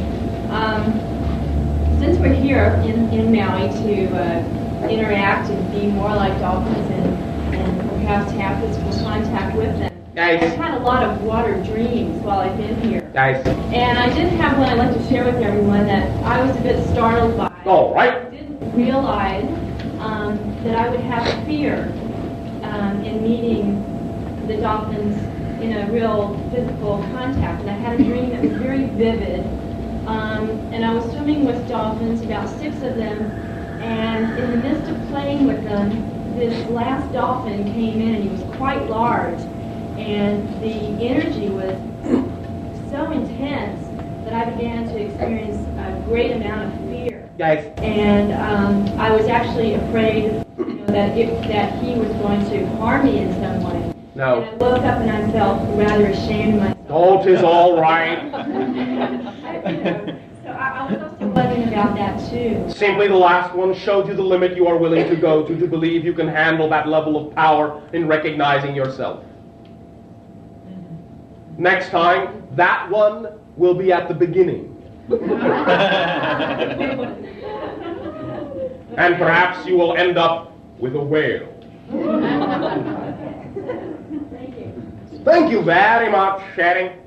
Sure. Yes. Bashar. Yes.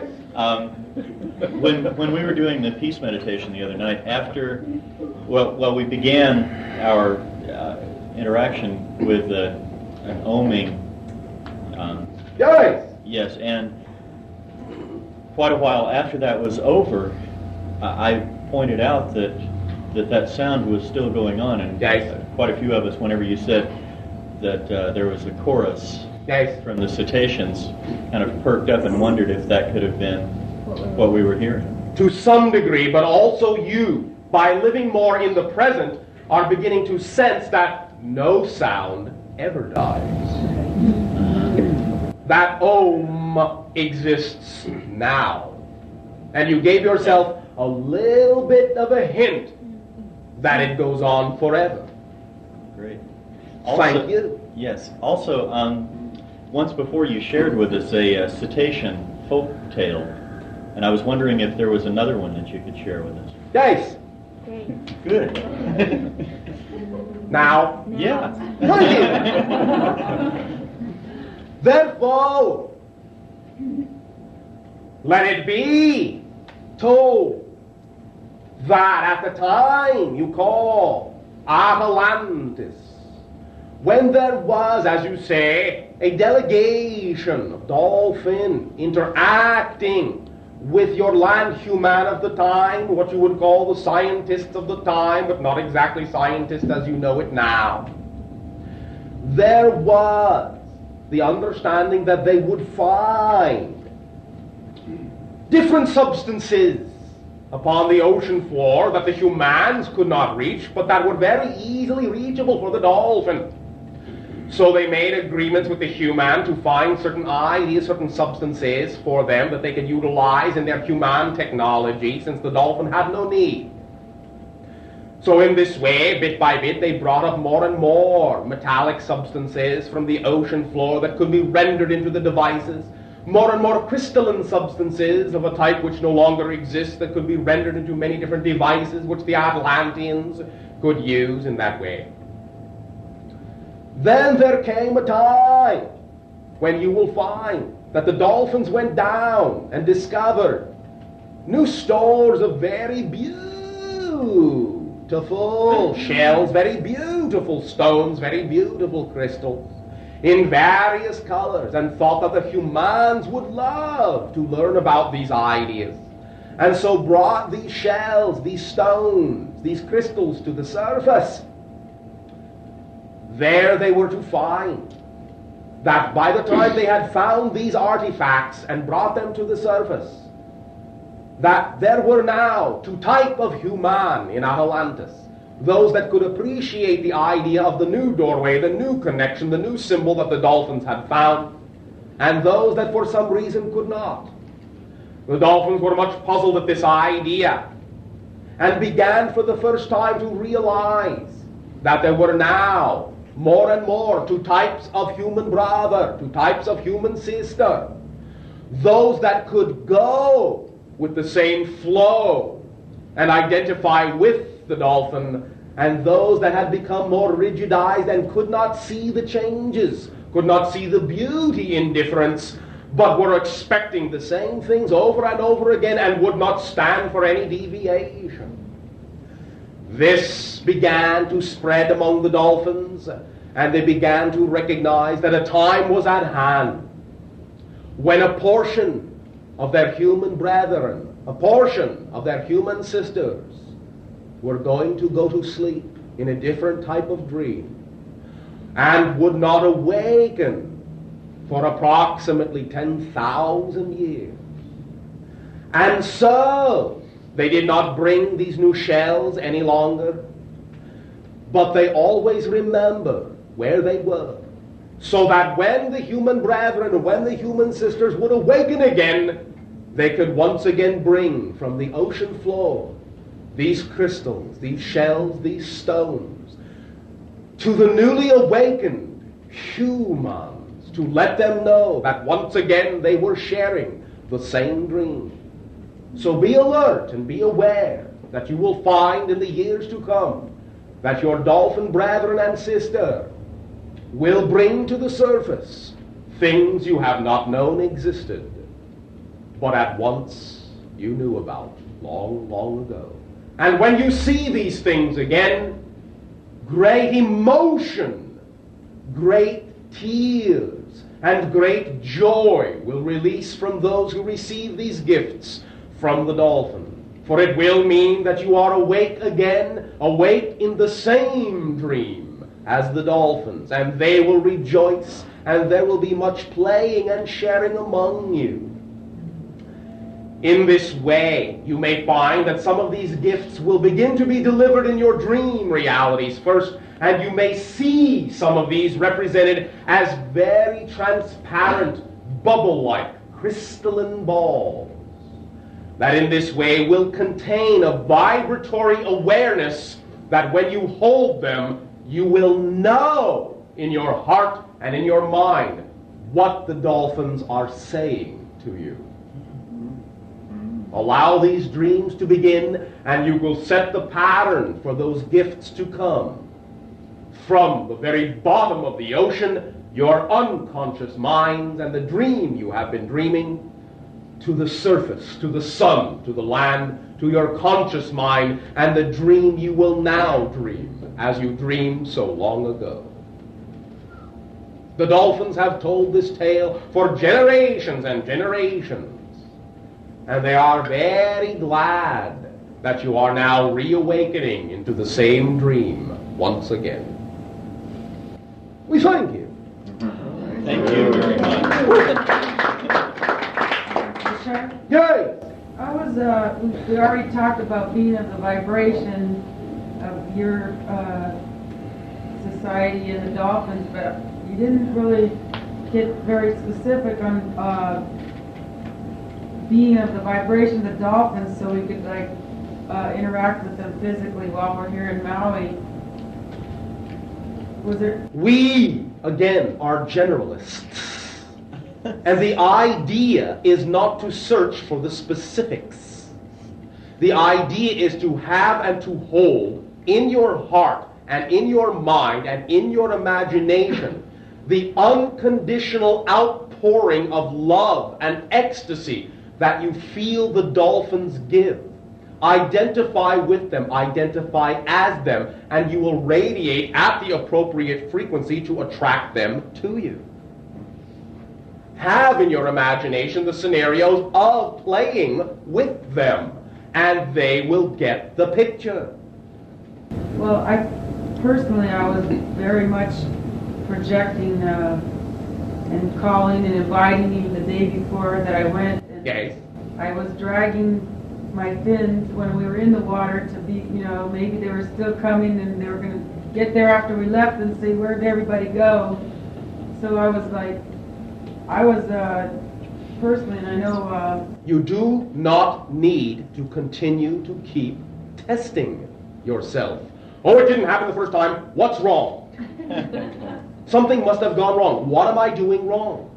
You are still creating expectations. Specific expectations. If it doesn't happen exactly as I picture or expect it to, then something must be off kilter.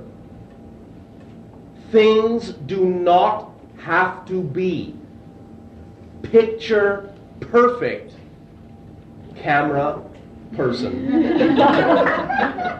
before you will simply allow yourself to recognize that things are setting themselves up and proceeding as they need to. Relax and enjoy what you are learning. If you do not allow yourself to live in the moment for what happens the way the moment occurs, you are not learning the lessons in the moment, and you are not getting any closer toward the picture you would like to experience. When you allow the moment to deliver to you what it needs to and take with you what it gave you, rather than what you think it should have given you, then you will allow yourself to transform into a more close approximation of the original picture you had. But when you place the instantaneous expectation demand upon yourself that if it doesn't happen exactly as you pictured it the first time, that you do not think things are proceeding in that direction, then only you are not getting out of the moment what will actually allow you to proceed in the direction of the picture you desire. Well, I personally just figured that they were probably busy and they'll be there the next time. I wasn't. You do not have to make excuses for them.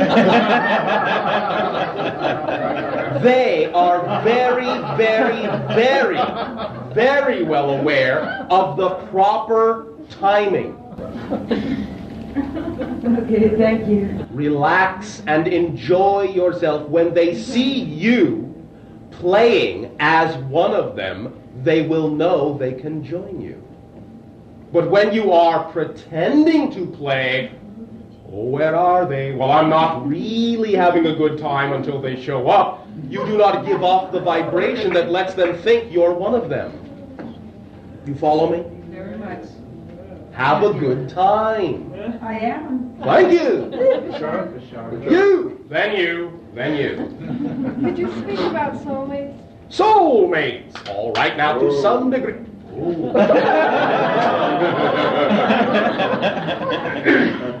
To some degree, in one sense, everybody is your soulmate that you find yourself interacting with at all in life. Because everyone has something they can reflect to you, and if you are interacting with them, you have something you can reflect to them. And as souls, you are mated in that way to learn what you need to learn from each other. The way you generally mean the idea, however, simply is that many times two individuals will create an agreement to meet up in a physical life to reflect to each other when they have arrived at a certain point of understanding in their lives, when they have arrived at a certain point of realizing and recognizing their own completeness. For recognize that many individuals in your society have for a long time thought, well, if only I could find my soulmate, everything would be, as you say, hunky-dory. I would be complete, life would be wonderful, I would be happy. But understand that an individual that does not believe that they are happy or complete before that point will usually only attract a relationship into their life to reflect their belief in their own incompleteness. When you know you are complete, when you know you are a complete individual, at any given moment you are always expanding, you are always learning, you are always growing. But at any given moment, for the idea you are being at that moment, you are perfect, you are complete as that idea. The next moment you will be a different idea, a different, complete, and perfect idea. Perhaps more expanded, perhaps more grand, but never better, just different. So when you know you are complete in that way, then you can attract that individual into your life that you have made the agreement with to come into your life and say, now I can reflect to you that you have arrived at a point where you know you are complete. So let us, as two complete individuals, share the joy of our unconditional knowingness together. You follow me? Yes. That is what is most often represented as the idea of soulmate or twin flame. Sometimes they can be soulmates by association, not necessarily extensions of the exact same soul, and sometimes they can actually be counterparts or extensions of the same oversoul. You follow me? Yes, I do. Does that answer your question? Yes, I have one more. All right. I wanted to know about the energy on the crater Haleakala. Haleakala, very powerful magnetic vortex. Very powerful magnetic vortex. Is it a female energy? There are manifestations of that type, but those are only manifestations of an energy which is basically neutral. No energy in and of itself is intrinsically male or female. It is always both in probability. Because of what the idea, generally speaking, of this particular area on your planet represents, many times the energy has been manifested in a feminine fashion, a very nurturing fashion, a very Mother Earth sort of fashion. But it contains just as much of the idea of masculine energy. It is a vortex, and like any vortex, it is a gateway and a doorway to all levels, all dimensionalities, and all polarities. What you feel in it is what you put into it. What you need to get out of it is what you feel. So if you find it to be a very strong feminine energy, that is because you are exploring certain ideas about your own femininity at this time. If you find it to be very masculine, then you are exploring aspects of that particular idea of your consciousness.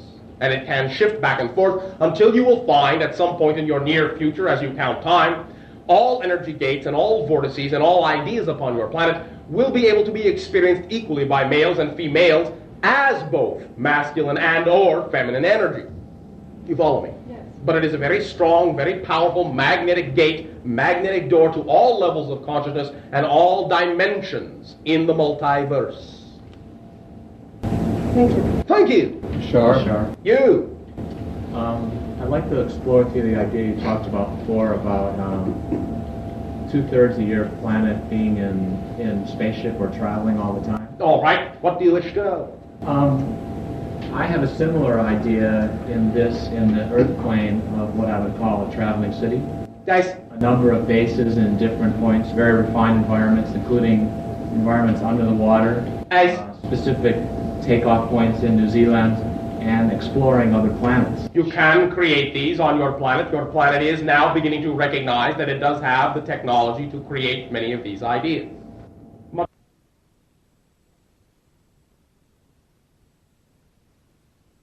Much more of this idea of technology will come out in your years to come, in the very near future.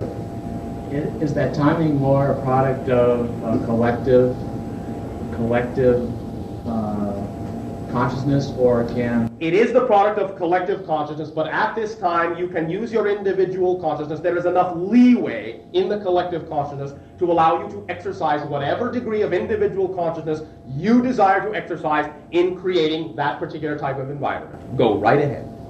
Well, it doesn't appear that there's a, so to speak, refined enough environment for where I feel my own sensitivity is to travel in those manners. You will find that that is simply because much of this information, much of that type of technology has been suppressed by what you have created to be your governments. But again, in your years to come, as you do your own research, as you do your own exploration, you will find that much of this idea and understanding does exist on your planet, and there are many groups and individuals that are now joining other groups and individuals, and pretty soon these groups and individuals will become, in your terms, strong enough to be unsuppressible. And a lot of the information that has been suppressed will begin to leak out more and more after the fact that your civilization does have the capability of creating these environments upon your world right now. It is only a matter of priority, that is all. I have another question. All right. Do you have a particular signature vibration that translates into our physical dimension as far as a graphic symbol or shape, which one can you... It is the equilateral triangle. Primarily blue, black, violet. With, you will find, perhaps, a pinkish or violet aura pointing at times upward, pointing at times downward, depending upon the direction of consciousness and the way and the methodologies being utilized. Will that do? Does it have a particular sequence of movements that it generates, or is it mostly a static form? Or it is ever-changing, but generally the overall vibration you would perceive out of the ever-changing matrix of vibrations would be that of the equilateral triangle. The lines of the equilateral triangle generally represent what you would call the standing waves. The combination of all the waves interacting together would read out of the hologram as an equilateral triangle. You follow me? Yes. Does that serve you? Yes, and as I begin to imagine that triangle, in fact two triangles, one above, one below, pointing in the two opposite directions, there appears a set of symbols between them, which are some kind of, they aren't recognizable to me as any language or sets of symbols that I can translate into a knowingness for myself. In a sense, you have already translated. The symbols themselves are a translation of a knowingness, of a telepathic knowingness. You have created your own representative symbols to let you know that you are aware of the concepts. We will allow you to explore this within your own meditations as to what they mean to you. We will give you one more assistive tool. Pay attention.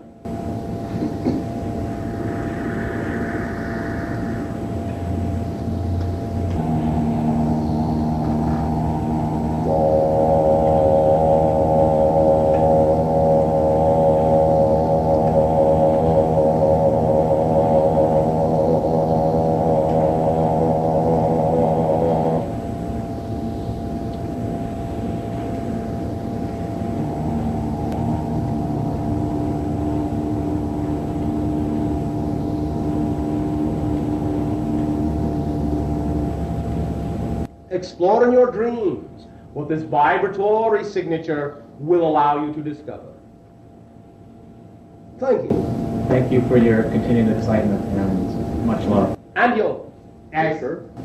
I wish you would tell me a little bit about your opinion of the use of peyote and other psychedelic materials when they are employed sacramentally, both in a general sense and to me in a personal sense. They seem to have opened up a greater depth of loving and clarity of truth within myself. Can be used that way. Once again, understand, any idea, any tool which you feel is valid for you will create valid experiences in your life in that way. Now, your planet has provided you with what you might call the natural tools in that way.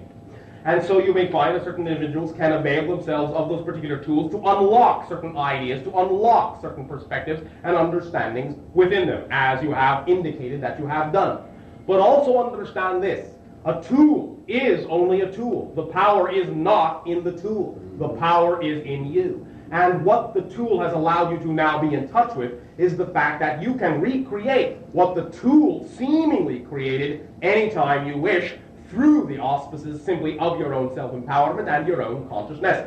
The tool is there to show you what you are capable of, and after that point you can recognize that you don't need the tool after that point. Now, if there are different aspects you wish to explore in that way, nothing about that is right and nothing about that is wrong. It is simply that it is up to you to allow yourself, to whatever degree you are comfortable with, to recognize that the idea on your planet of addiction only occurs when an individual continues to believe that they are not in control of their own lives, that they do not create their own reality, and therefore they have to rely on something outside to change their reality for them, and they do not realize that the power is not in the tool, the power is not in the drug, the power is within them. They have used their belief system to allow the drug to show them what degree of power they can exercise at any given moment. And for that reason, the drug is valid. For it is a reflection, it is a mirror, and it is, for some, an opportunity to become, let us say, unlocked from the belief systems they have bought into in growing up in your physical system, in your social system. But that is still an opportunity for them to realize that once the drug, quote-unquote, shows them they have the opportunity to unlock in that way, then in all reality, you no longer need the drug. You follow me? Yes. One more question. Good. In a moment of clear channeling, I was told that there was great wisdom in the events of my birth. I also tracked down much of the anxiety that I've experienced throughout my whole life to some terrifying experiences connected with my birth. All right. And I've been trying to, in some way, fathom the wisdom of that kind of situation that produced terror in a baby. All right. Thank you very much. Now, again, recognize that certain ideas, to some degree, are carryovers from other lives. You follow me? Mm-hmm. And it is a continuation of that momentum, that karma, so to speak. But do remember, karma is completely self-imposed. It is not a retribution. It is not a judgment. It is an indication of the continuation of your own choices and momentums to explore the polarities you wanted to explore in this particular life, to set the standards and the parameters that you wish to create in this life to become the individual you wanted to become. Now, all that you now recognize as the so-called terror in your birth is simply an indication to some degree of starting at the most highly concentrated end of the negative polarity spectrum that you could possibly choose, so that it would be an indication of extremely how far to the other end of the polarity you would end this life in. You follow me? Yes. You created a very terror and that much limitation in your life so soon means you are that strong, that you are strong enough to have used that much terror as simply something to get you where you wanted to go. That's how strong you are, and that's how accelerated you are becoming. Know that you did it for a reason. Know that the acceleration in your life is a direct result of that confinement and restriction back then, and then you will allow yourself to accelerate and expand at a phenomenal rate. It will never be too fast, never be more than you can handle, but the more you live in the now in that way, the more you will find that you exist everywhere at once, and the more you recognize that you exist everywhere at once, the more it will feel as if you are standing perfectly, peacefully still and calm. Breathe a sigh of release. You knew what you were doing, and you still do. And you have used it to propel you through the doorway at a phenomenal acceleration. For you know that when you take a seed and you squeeze it most tightly between your fingers is when it travels the farthest and the fastest. You follow me? I sure do. I got chills going up. Then we together have struck a chord. That is the feeling we are speaking of when you hit your signature vibration. Use that energy to propel you. It has always propelled you. You are free, ultimately free. Fly. Thank you. Thank you. And with that, recognize that you are all just as free.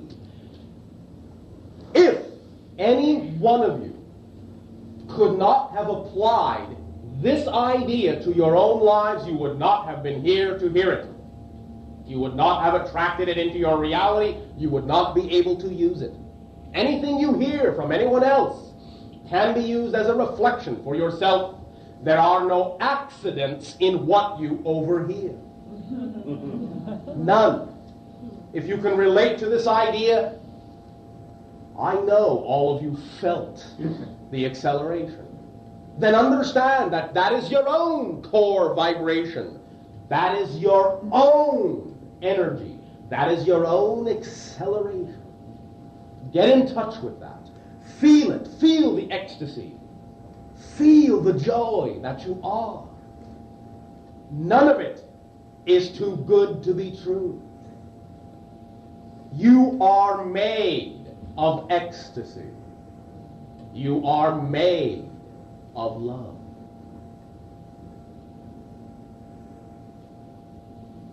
This feeling now, that vibration now, is the specific exercise we spoke of. Being in touch with the spontaneity, the knowingness that all you have ever created in your life has gotten you to where you are, and what you are now will get you to where you are going if you live what you are now. Any idea, any methodology, any technique that you wish to use it. If it is within your integrity, if it is that which represents your desire, if it works for you, use it, as long as you know that you are powerful enough to create anything you want without having to hurt anyone else or yourself. In order to create it, use it. Use it. And if you wish that technique, whatever it is your imagination comes up with, to be the most impactful, then use it now. Live now. Anytime you ask yourself, how do I allow this idea to manifest most quickly, you always have your answer. Live now. That's how. Anytime you find yourself asking yourself a question, finding yourself in a puzzlement, finding yourself in a quandary, simply, when you say, but how? Then answer yourself. Live now. That's how.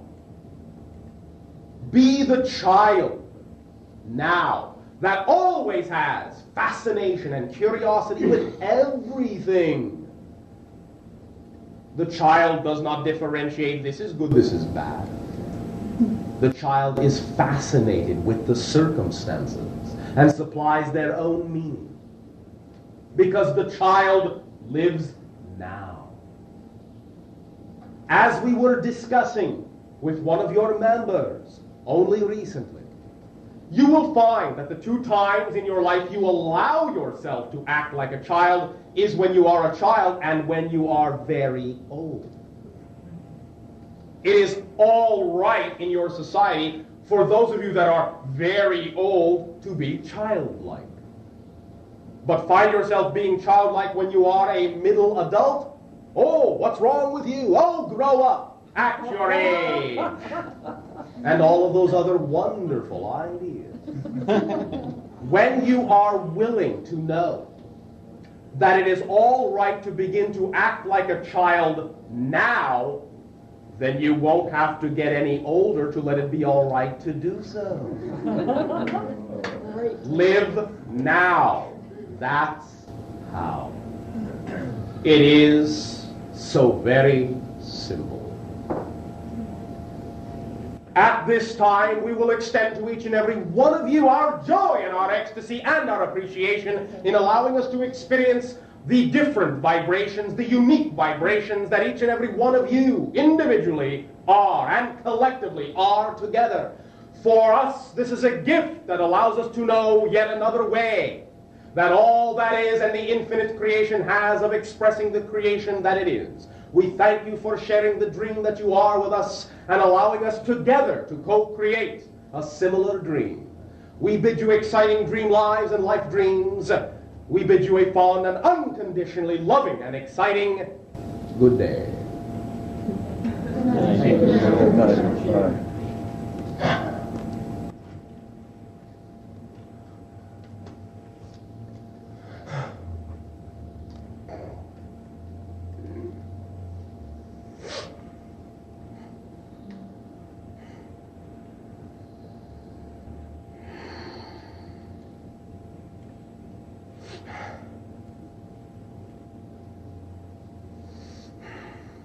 How did everything go? Spectacular. We will be having another channeling session on Sunday, and the location is not yet decided, so see me if you want to find out about that, and I'll give you the number. Also, we'll have tape sign up in the back. Thank you. Thank you. What time is it? Late.